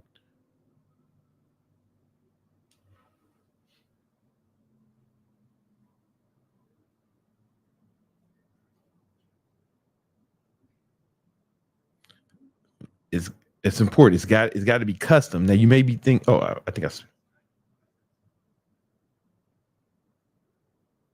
did I spell custom right? Is that how you spell custom? Yara, that's right, right? Okay. All right. All right. Custom workout plan and a custom diet plan. All right. Now you may be thinking, man, that's gonna take me a long time to do. Well, remember, you got a niche. Fuck, where's the niche? Remember, you got a niche, right? You're helping people, a certain kind of person with a certain kind of thing, with a certain kind of person with a certain kind of problem. So what's going to happen is people start to look similar, right? So even though it's custom, the workout plans and the diet plans will look similar. And then you just kind of alter them. Like, this motherfucker got a bad back. He just had a backyology last month. He had a bacchiotomy, right? So you got to, instead of bent over rows, he's got to do seated roll or something, right? Or he fucked his ankle up. Man. He got his ankles broke on the basketball court, right? So now you got to put him on a leg press instead of having him doing lunges or some shit. Who knows, right? You can modify it based off the person, but it's going to be easy after you got the first one because you can work off a template because you got a niche. Everybody's looking the same. The niche solves almost all your problems. Same thing with the diet plan, right? You marketed a certain kind of diet and a certain kind of workout plan too, right? So now it should look similar because you said, hey, I'm going to give you this kind of workout plan. This is what I specialize in. I have specialized in this type of person who has this type of goal with this kind of program. So the motherfucker should all start looking the same after a while, right? And you alter it. This motherfucker, he's allergic. You got one guy, he's allergic to peanuts or some shit. All right, man, you don't put peanut butter in his diet, man. You replace it with almond butter, cocoa butter. So I don't know, man. Right? You know what I'm saying? This guy, he don't like fish, man. Fish is nasty to him. All right, cool, man. You replace that with some chicken. You know, it's whatever. You know, you have to make small alterations because the people look the same. It's another beauty and niche. So what does that do? That makes it fast, right? So my students, after they have done their first custom workout plans and first custom diet plans for people, now they have a template and they just alter it for each person. And it takes them like 5 minutes to come up with a custom workout plan and custom diet plan for people. Because remember, the same type of people with the same type of goals who want to accomplish that goal the same kind of way you've been marketing. Right. So it should start being easy after a while to do this. OK, but that's the thing. They can get a custom diet plan and a custom workout plan off of ChatGPT. They can do that shit right now. Right. Or they can go read a book or a magazine or watch some YouTube videos. But what the magazine won't do, what the YouTube videos won't do, and what ChatGPT won't do is make sure they do it. This is the main thing we're selling is accountability. Accountability. This is what they're really paying for, right? Because they can go get a workout plan anywhere. In fact, they've done it before, right? They can research it, but it's not going to. They need someone to make sure they're doing it. They need to be held accountable. That's the main thing we're selling. Because every once in a while, somebody says, "Man, you could just watch YouTube videos and learn how to work out. You could just work." Shut up, loser. Yeah, you can do that, but the YouTube video is not going to make sure your fat ass is eating right every day. And the YouTube video is not going to check your macros every day. The YouTube video is not going to keep you accountable, right? When you have someone keeping you accountable, you're more likely to do the damn thing, right? Anybody who's a personal trainer know that a lot of their clients just pay them for accountability. These motherfuckers know what to do, but they won't do it unless somebody's there making them do it, right? Same thing with you online. Same with the diet, right? Same thing with you. So some of y'all watching this, you kind of fat. You ain't got the accountability. You know what I'm saying? My girl, I got my girl a trainer to train with her because I didn't want to train my girl because when people train with me, I make them cry. I've made pro athletes throw up. True story. I take training super seriously. So I bought my girl a trainer, and I told the trainer, like, listen, trainer. I got a girl trainer, obviously, right? You know what I'm saying? Because if a guy, is trying to correct their form, and I might drop kick him, right? But if a girl correct their form, I might get a chubby. All right, let's get serious. All right, I told her, listen, man, every inch we get on my girl's ass, every inch you grow her ass, you're gonna get a raise. So it's like I want you to think of yourself like a booty rancher, like you growing booty right now. You know what I'm saying? You growing booty for profit. She did a great job. Anyway, I digress. My girl just needed accountability. She knew how to work out, right? You know what I'm saying? But I had to pay that girl a lot, right? Anyway, the online with online training, how do we do that? How do we keep them accountable? Well, that's where the app comes in, right? Because what that app does, you give them the meal plan. You put it in the app, boom, and then they get it out the app. The app they can get it too, right? Boom. All right, they get the custom workout plan from the app and the custom diet plan. Right, they can go on the app and they can see it, but then they have to input as they work out. They're putting it in the app. They're marking their reps and their sets, and as they're eating, they're tracking their diet in the app. Now, here's the thing: the app shows you can go in there and see your client's diet and their workout every day in real time. So my students can go on the app and the web or the website version and see what all of their clients had for breakfast, lunch, and dinner last night. See everyone's macros, see who hit their macros and who didn't, right? See who didn't eat enough, see who ate too much, see who skipped the workout, right? And then what happens is you can hit them up. You hit them up. It's like, hey, asshole, what happened? Or if you're a nicer person than me, you be like, hey, saw you didn't work out yesterday, buddy. What happened, right? And or whatever. Or now what's important is you want to train them with positive reinforcement and negative reinforcement and positive reinforcement. For example, the way they train dolphins is all positive reinforcement, right? You can't whip a dolphin if it starts fucking up or don't do the wrong thing, right? They in water. Whips don't work underwater, right? So they give them fish when they do something right. They catch them doing something right. They get, hey man, it's a fish, man. Do that shit again. Then they get another fish, and the dolphins start learning. Oh, when I do this shit, I get fish, and they keep upping the ante till they get to the point where dolphins start jumping out of water, jumping out the pool, through doing backflips, jumping through fire. I seen a dolphin jump through fire like it was all good for a fish. Broke boys.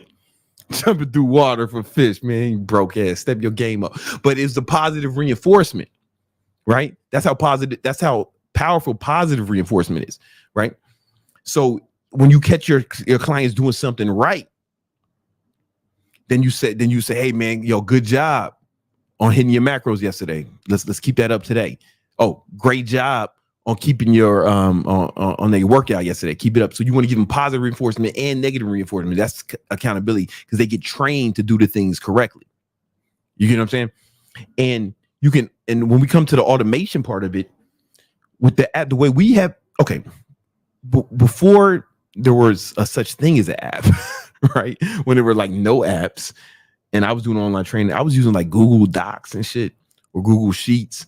But I can still see in real time. I would tell my clients, hey, I want you to mark. I want you to mark what you ate in this Google sheet every day. And then I had formulas and stuff, so to break down their fats, calories, protein, carbs. The protein I had it broke down for the macronutrients, right? Fats, protein, carbohydrates, and I had the calorie intake, right? So formulas in a spreadsheet, and I can see every day. Right. But then it's what I noticed was when I was tracking their diet in real time, making sure they hit their diet, man, they got better results than my in-person clients, because the in-person trainer, he's not doing that every day. He's not seeing, he can't tell you his clients' macros every day. He can't tell you his clients' caloric intake every day. Right. But here's the thing. That's the most important part. That's the most important part, because in-person training,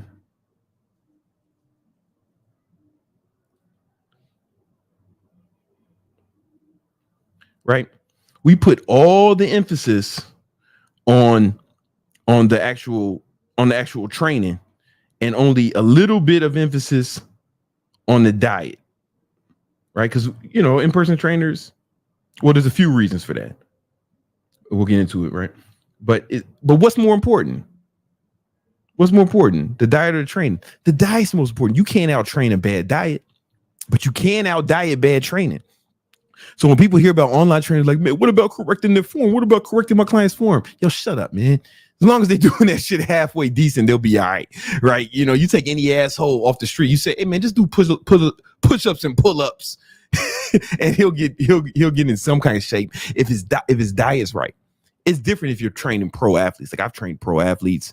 We got to be more sophisticated, right? It's different if you're trading people who want to be pro bodybuilders. You might have to be more sophisticated. But if you're just training regular guys and girls, which you are, make no mistake, you know, less than 1% of the population are pro athletes, you know, chill out. All right. With online training, we flip this.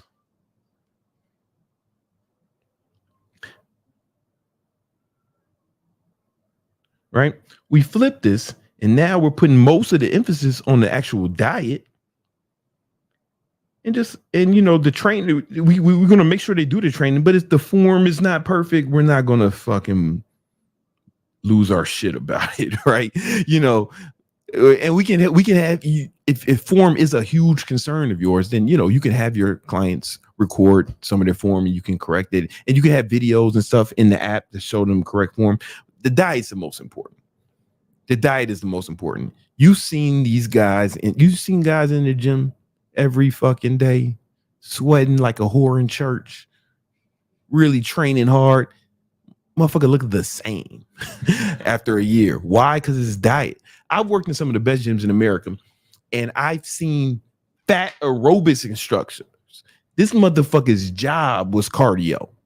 Quite literally, his job was cardio, but he's still fat and never lost weight. Why? Because you can't out train a bad diet, but you can out diet bad training. In fact, I've helped people lose weight without doing any training at all. We just focus on the diet. Like big old beast motherfuckers. What am I telling them? To run a mile? 300 pounds? Yeah, man, I want you to run a mile today, man. Fuck up his ankles, man. His cankles, right? But we focus on the diet till he got to his weight to something more manageable. He lost 75. This same guy lost 75 pounds, 75 days without working out. We just put him in a deep caloric deficit, right? But we had to track that for it to happen, right? And this is the beauty. This is why I truly believe online training is a better product for your clients than in-person training because of this. And even if you do in-person training, right? Even if you do in-person training, you need a way to incorporate this to your in-person clients if you care about getting them great results, right? Because diet's the most important. If you want your clients to get the best results possible, you have to track their diet. Unless of course, you don't want them to get results. Because there's some trainers who have nefarious intentions. You ever see the trainers parading their client around the gym? And he's doing goofy ass exercises or something. You see him doing one arm cable rolls on a stability ball. Why is he doing all this wacky shit? Because the trainer's trying to confuse him. So he feels like, because that's his retention mechanism, to confuse him, right? He feels like, oh, if this guy doesn't believe he can do it without me, then I can retain him. And it's true, I guess, but you could retain him with accountability too, because he knows he's not going to track his diet on his own. And this is how you keep your clients fast. This is how you keep your clients, by getting them results. But then those results help you with, once you get these results, that's going to help you with your marketing, right? Because then you could just market the results. It's going to help you with your sales. Oh, you're trying to accomplish this goal. Here's 50 other people just like you who will help accomplish that, right? And it becomes a snowball effect. Right. Not only, and it helps you retain your clients too, because that accountability, especially if you're positively reinforcing that accountability, then they start to, just like the dolphins, they get to the point where they start to enjoy eating right, but they're not going to do it without you. Make no mistake. They are not going to do it without you. You don't have to worry about it. And even if they do leave, you got them great results. Cool. Fine. Right. It'll be easier to get new clients because you got them great results. Now you got a testimonial from them. This is the best way. So even if you're in-person training, you need an in-person trainer. You need to incorporate at least this part of it, you know, into your training. In fact, we've had some students who were gym owners who joined my HTT program, and all we had them do was add this, was add this to their clients, like upsell to their current clients, their current members. And these guys immediately started making an extra $100,000 a month, right? Because their clients knew they needed it, you know? And then was great thing. The whole gym started making more money because they started getting better results, and they can market those results to the gym. Everybody wins when your clients win, and you have to track their diet to get your clients to win. Listen, guys, if you want to know more about this, I got a free ebook called The 10 Commandments of Online Training. The link is in the description. I can't say that because of the video. Okay, it's the second link. The second link, you have to edit that out, the real video. You know what I'm saying? And check it out, man. You can learn more about it. You could also see some case studies from a lot of my students. A lot of these guys started. A lot of these students had no experience. Some of them had a lot of experience. Some of them had no experience. Some of them were certified. Some of them weren't certified. Right? Some of them had big followings. Some of them had no followings, like almost zero followings. Like one guy had 100. Only one guy had 100 followers on Instagram, and you know he followed the tactics that I laid out here in my program. And he started making over 100,000. He started making over $10,000 a month within the first year, right? It takes a lot of work. It's not a get rich quick scheme. I'm gonna be honest with you. You really have to care about helping people accomplish their goals. You have to love fitness, and you have to really help them, right? I really want to emphasize that if you really help them, and this is the only way to help them is with the accountability, because you can't get selling them an ebook. They're not going to read that shit. Most people who buy ebooks don't read them, right? Programs, I bought programs for other shit, courses that I never went through, right? Or didn't finish, right? But coaching, this shit is the coaching, or actually coaching them will help them accomplish their goals more than anything. And in fact, oh, my fault. My fault. I did it too fast for him. Right. Here's a study. I showed the study in the first one, right? Right, Nima? I showed this on Tuesday, right? This study right here with the diet from Duke University. Well, I'll show it again.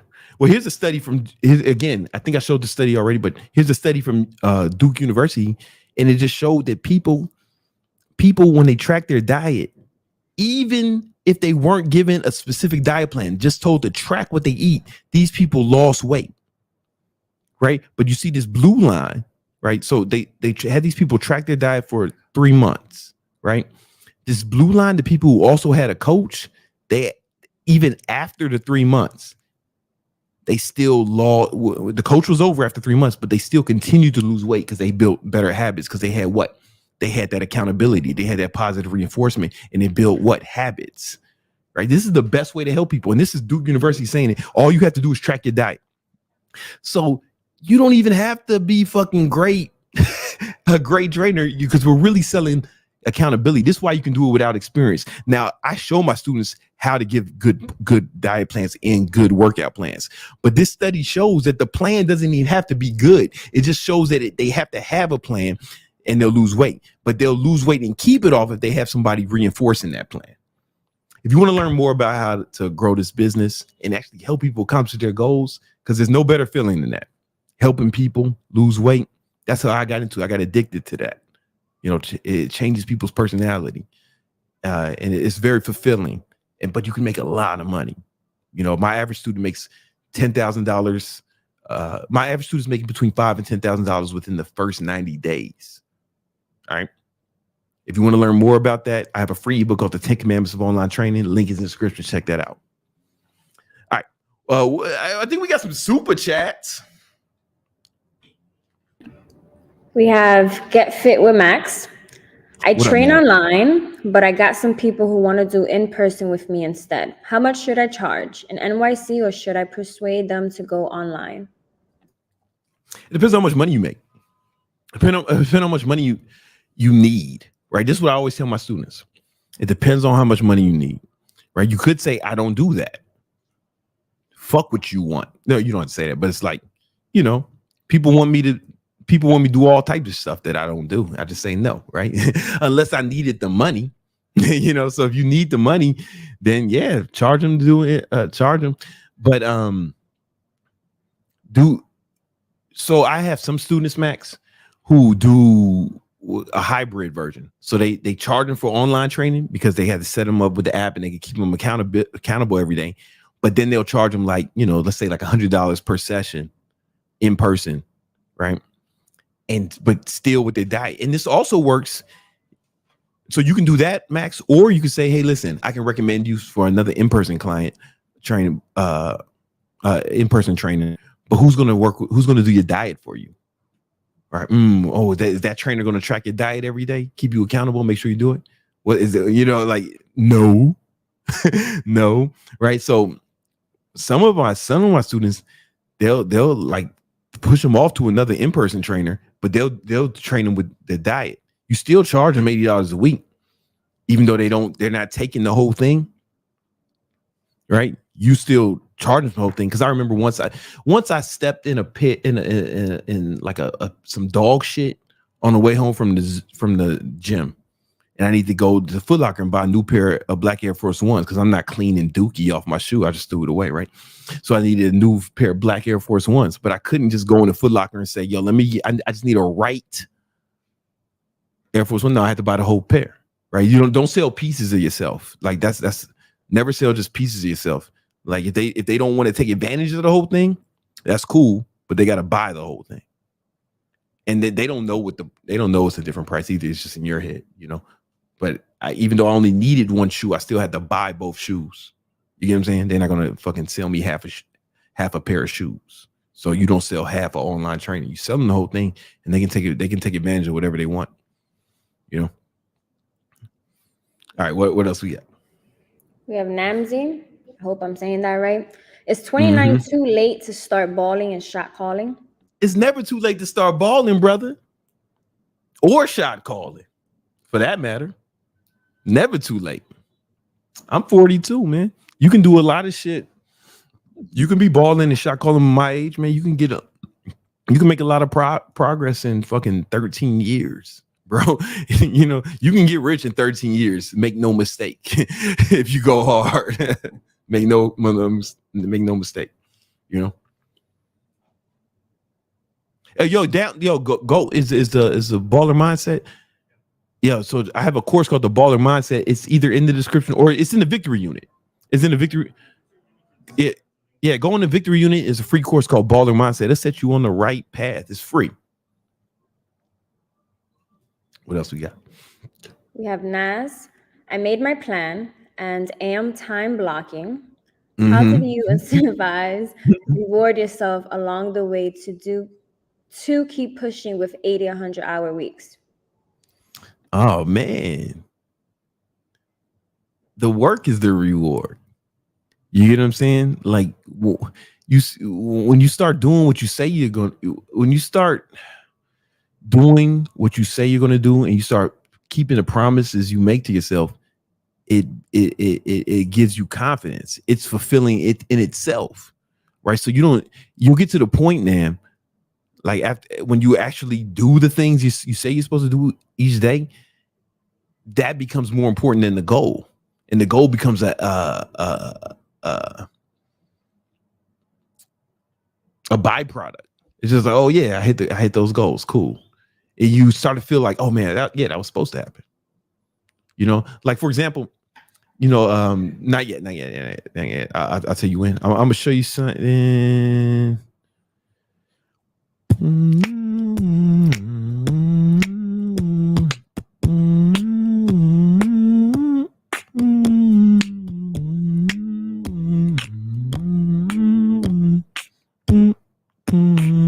Okay, so check it out. You can show it. So this is one of my habit trackers, right? So I track my habits. You see, I track everything that's important to me: sleep, time I wake up, you know, my protein intake, calories burned, and my goal is to just make every day a victory, right? And then, you know, when I have a victorious day, I feel good about myself, right? But then the goals just happen. So like one was post a YouTube video, boom. So we knew we posted YouTube videos 80% of the month, right? Every day, 80% of the month. So when you start doing that for months in a row or years in a row, and then I wasn't surprised when I hit 1 million YouTube subscribers. In fact, it wasn't even, the goal became like an afterthought. Like, you know, what was important was making today a victory, right? So I feel good each day. And when I hit the goal, I remember my girl, she hit me up and she woke up and she was like, yo, Brandon, you just got 1 million subscribers. I was like, oh, that's what's up. And I just went to the gym. I didn't like throw myself a party or no shit like that or get a bunch of balloons or nothing. Cause it's like, I knew it was going to happen because life is cause and effect. You feel me? And so it's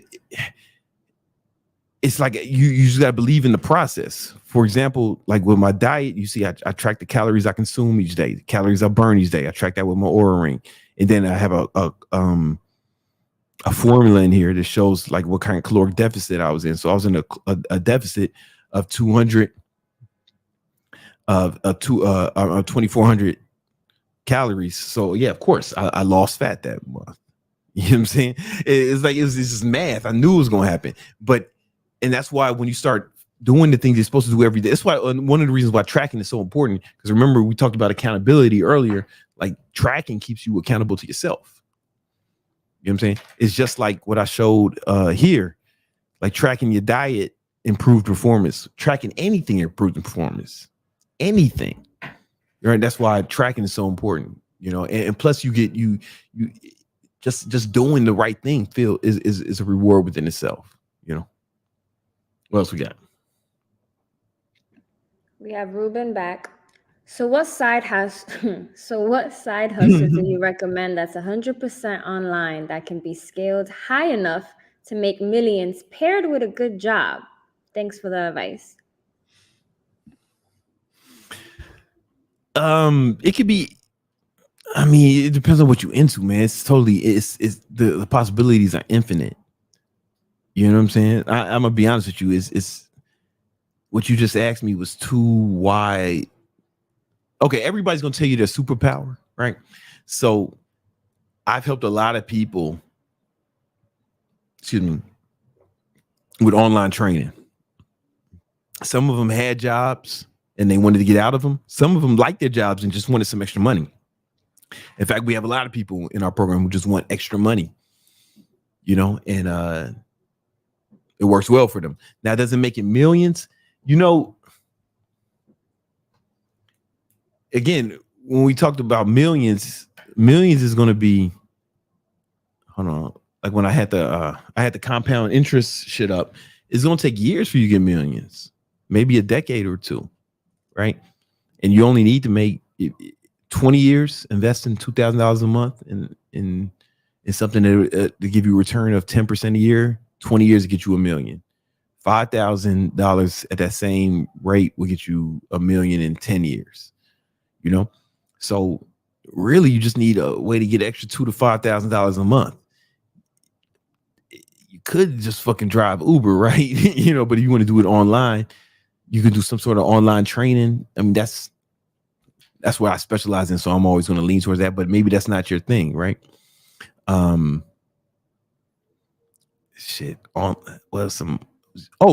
week Splashman came through. We talked about a lot of different side hustles. So watch last week's episode of the Victory Talk. Not last week, but last Tuesday. Yeah, Tuesday. Yeah. Yeah, episode 121. Give you some advice. For sure. We have Geek Monster Gaming. Mm-hmm. Brandon, what you do if you on your last dollar? Why though?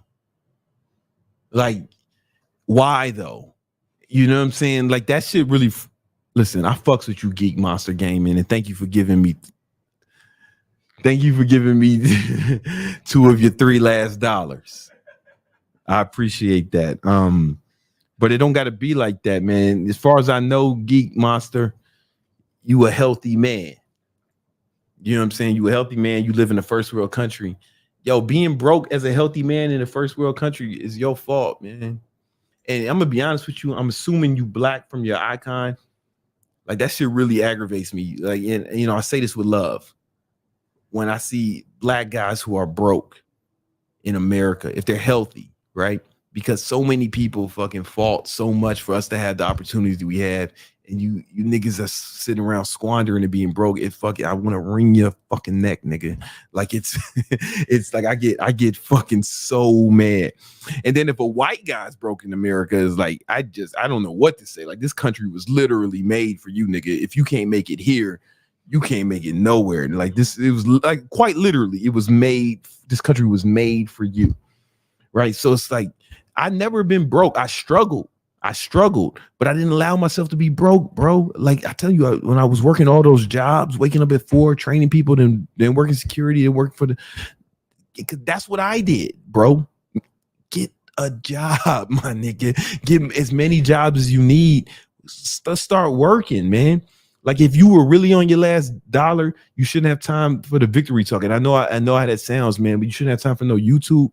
Like I wasn't watching YouTube when I was struggling because I refused to struggle. I refuse to be broke. You got to refuse to be broke. The reason you're broke now is because you accept it, motherfucker. You don't listen. I don't mean to turn up on you. I'm sorry, man.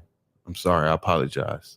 It's like, you know, it's like I let me take it easy for a second. Look, man, you don't get what you want. You get what you have to have, right? You won't rise to your ambitions. You're going to fall to your standards. And unfortunately, what you've told me is being broke. Being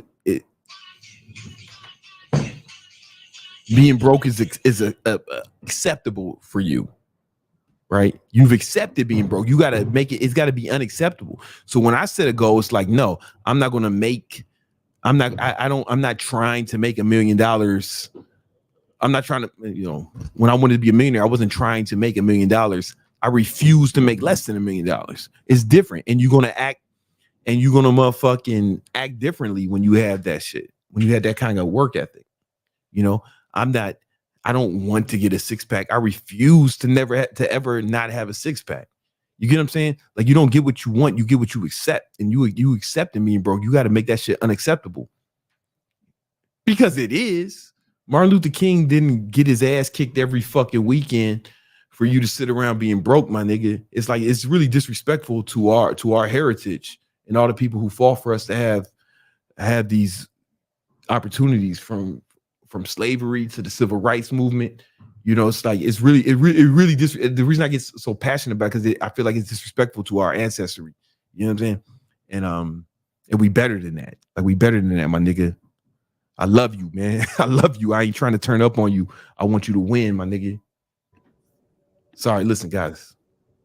How many more we got? Because he said, all right, let's run through 6. He said, you're right, though. No, and then he has right. a follow-up. Bought a carpet cleaner, had to give a refund.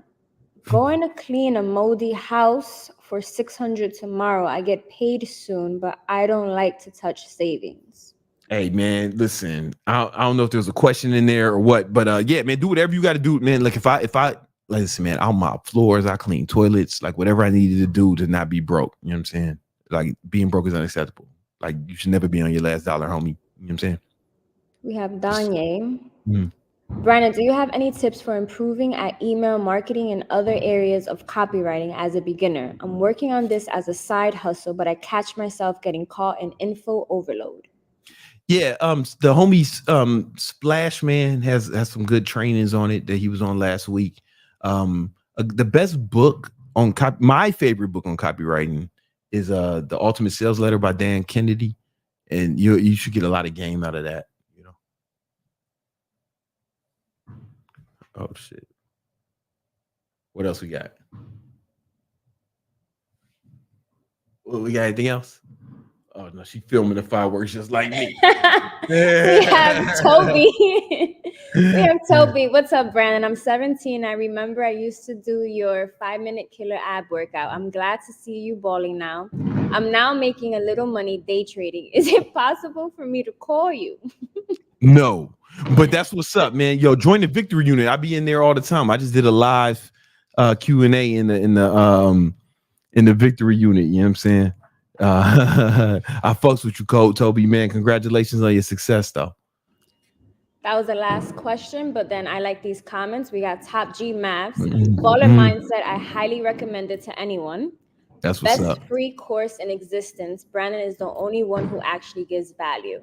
This is a lot of truth in that statement. Hey, listen, guys, we do this every Tuesday and Thursday at 7 p.m. Eastern Standard Time. I've been on time lately, right? And we're gonna keep that going. All right. See y'all next Tuesday. Peace.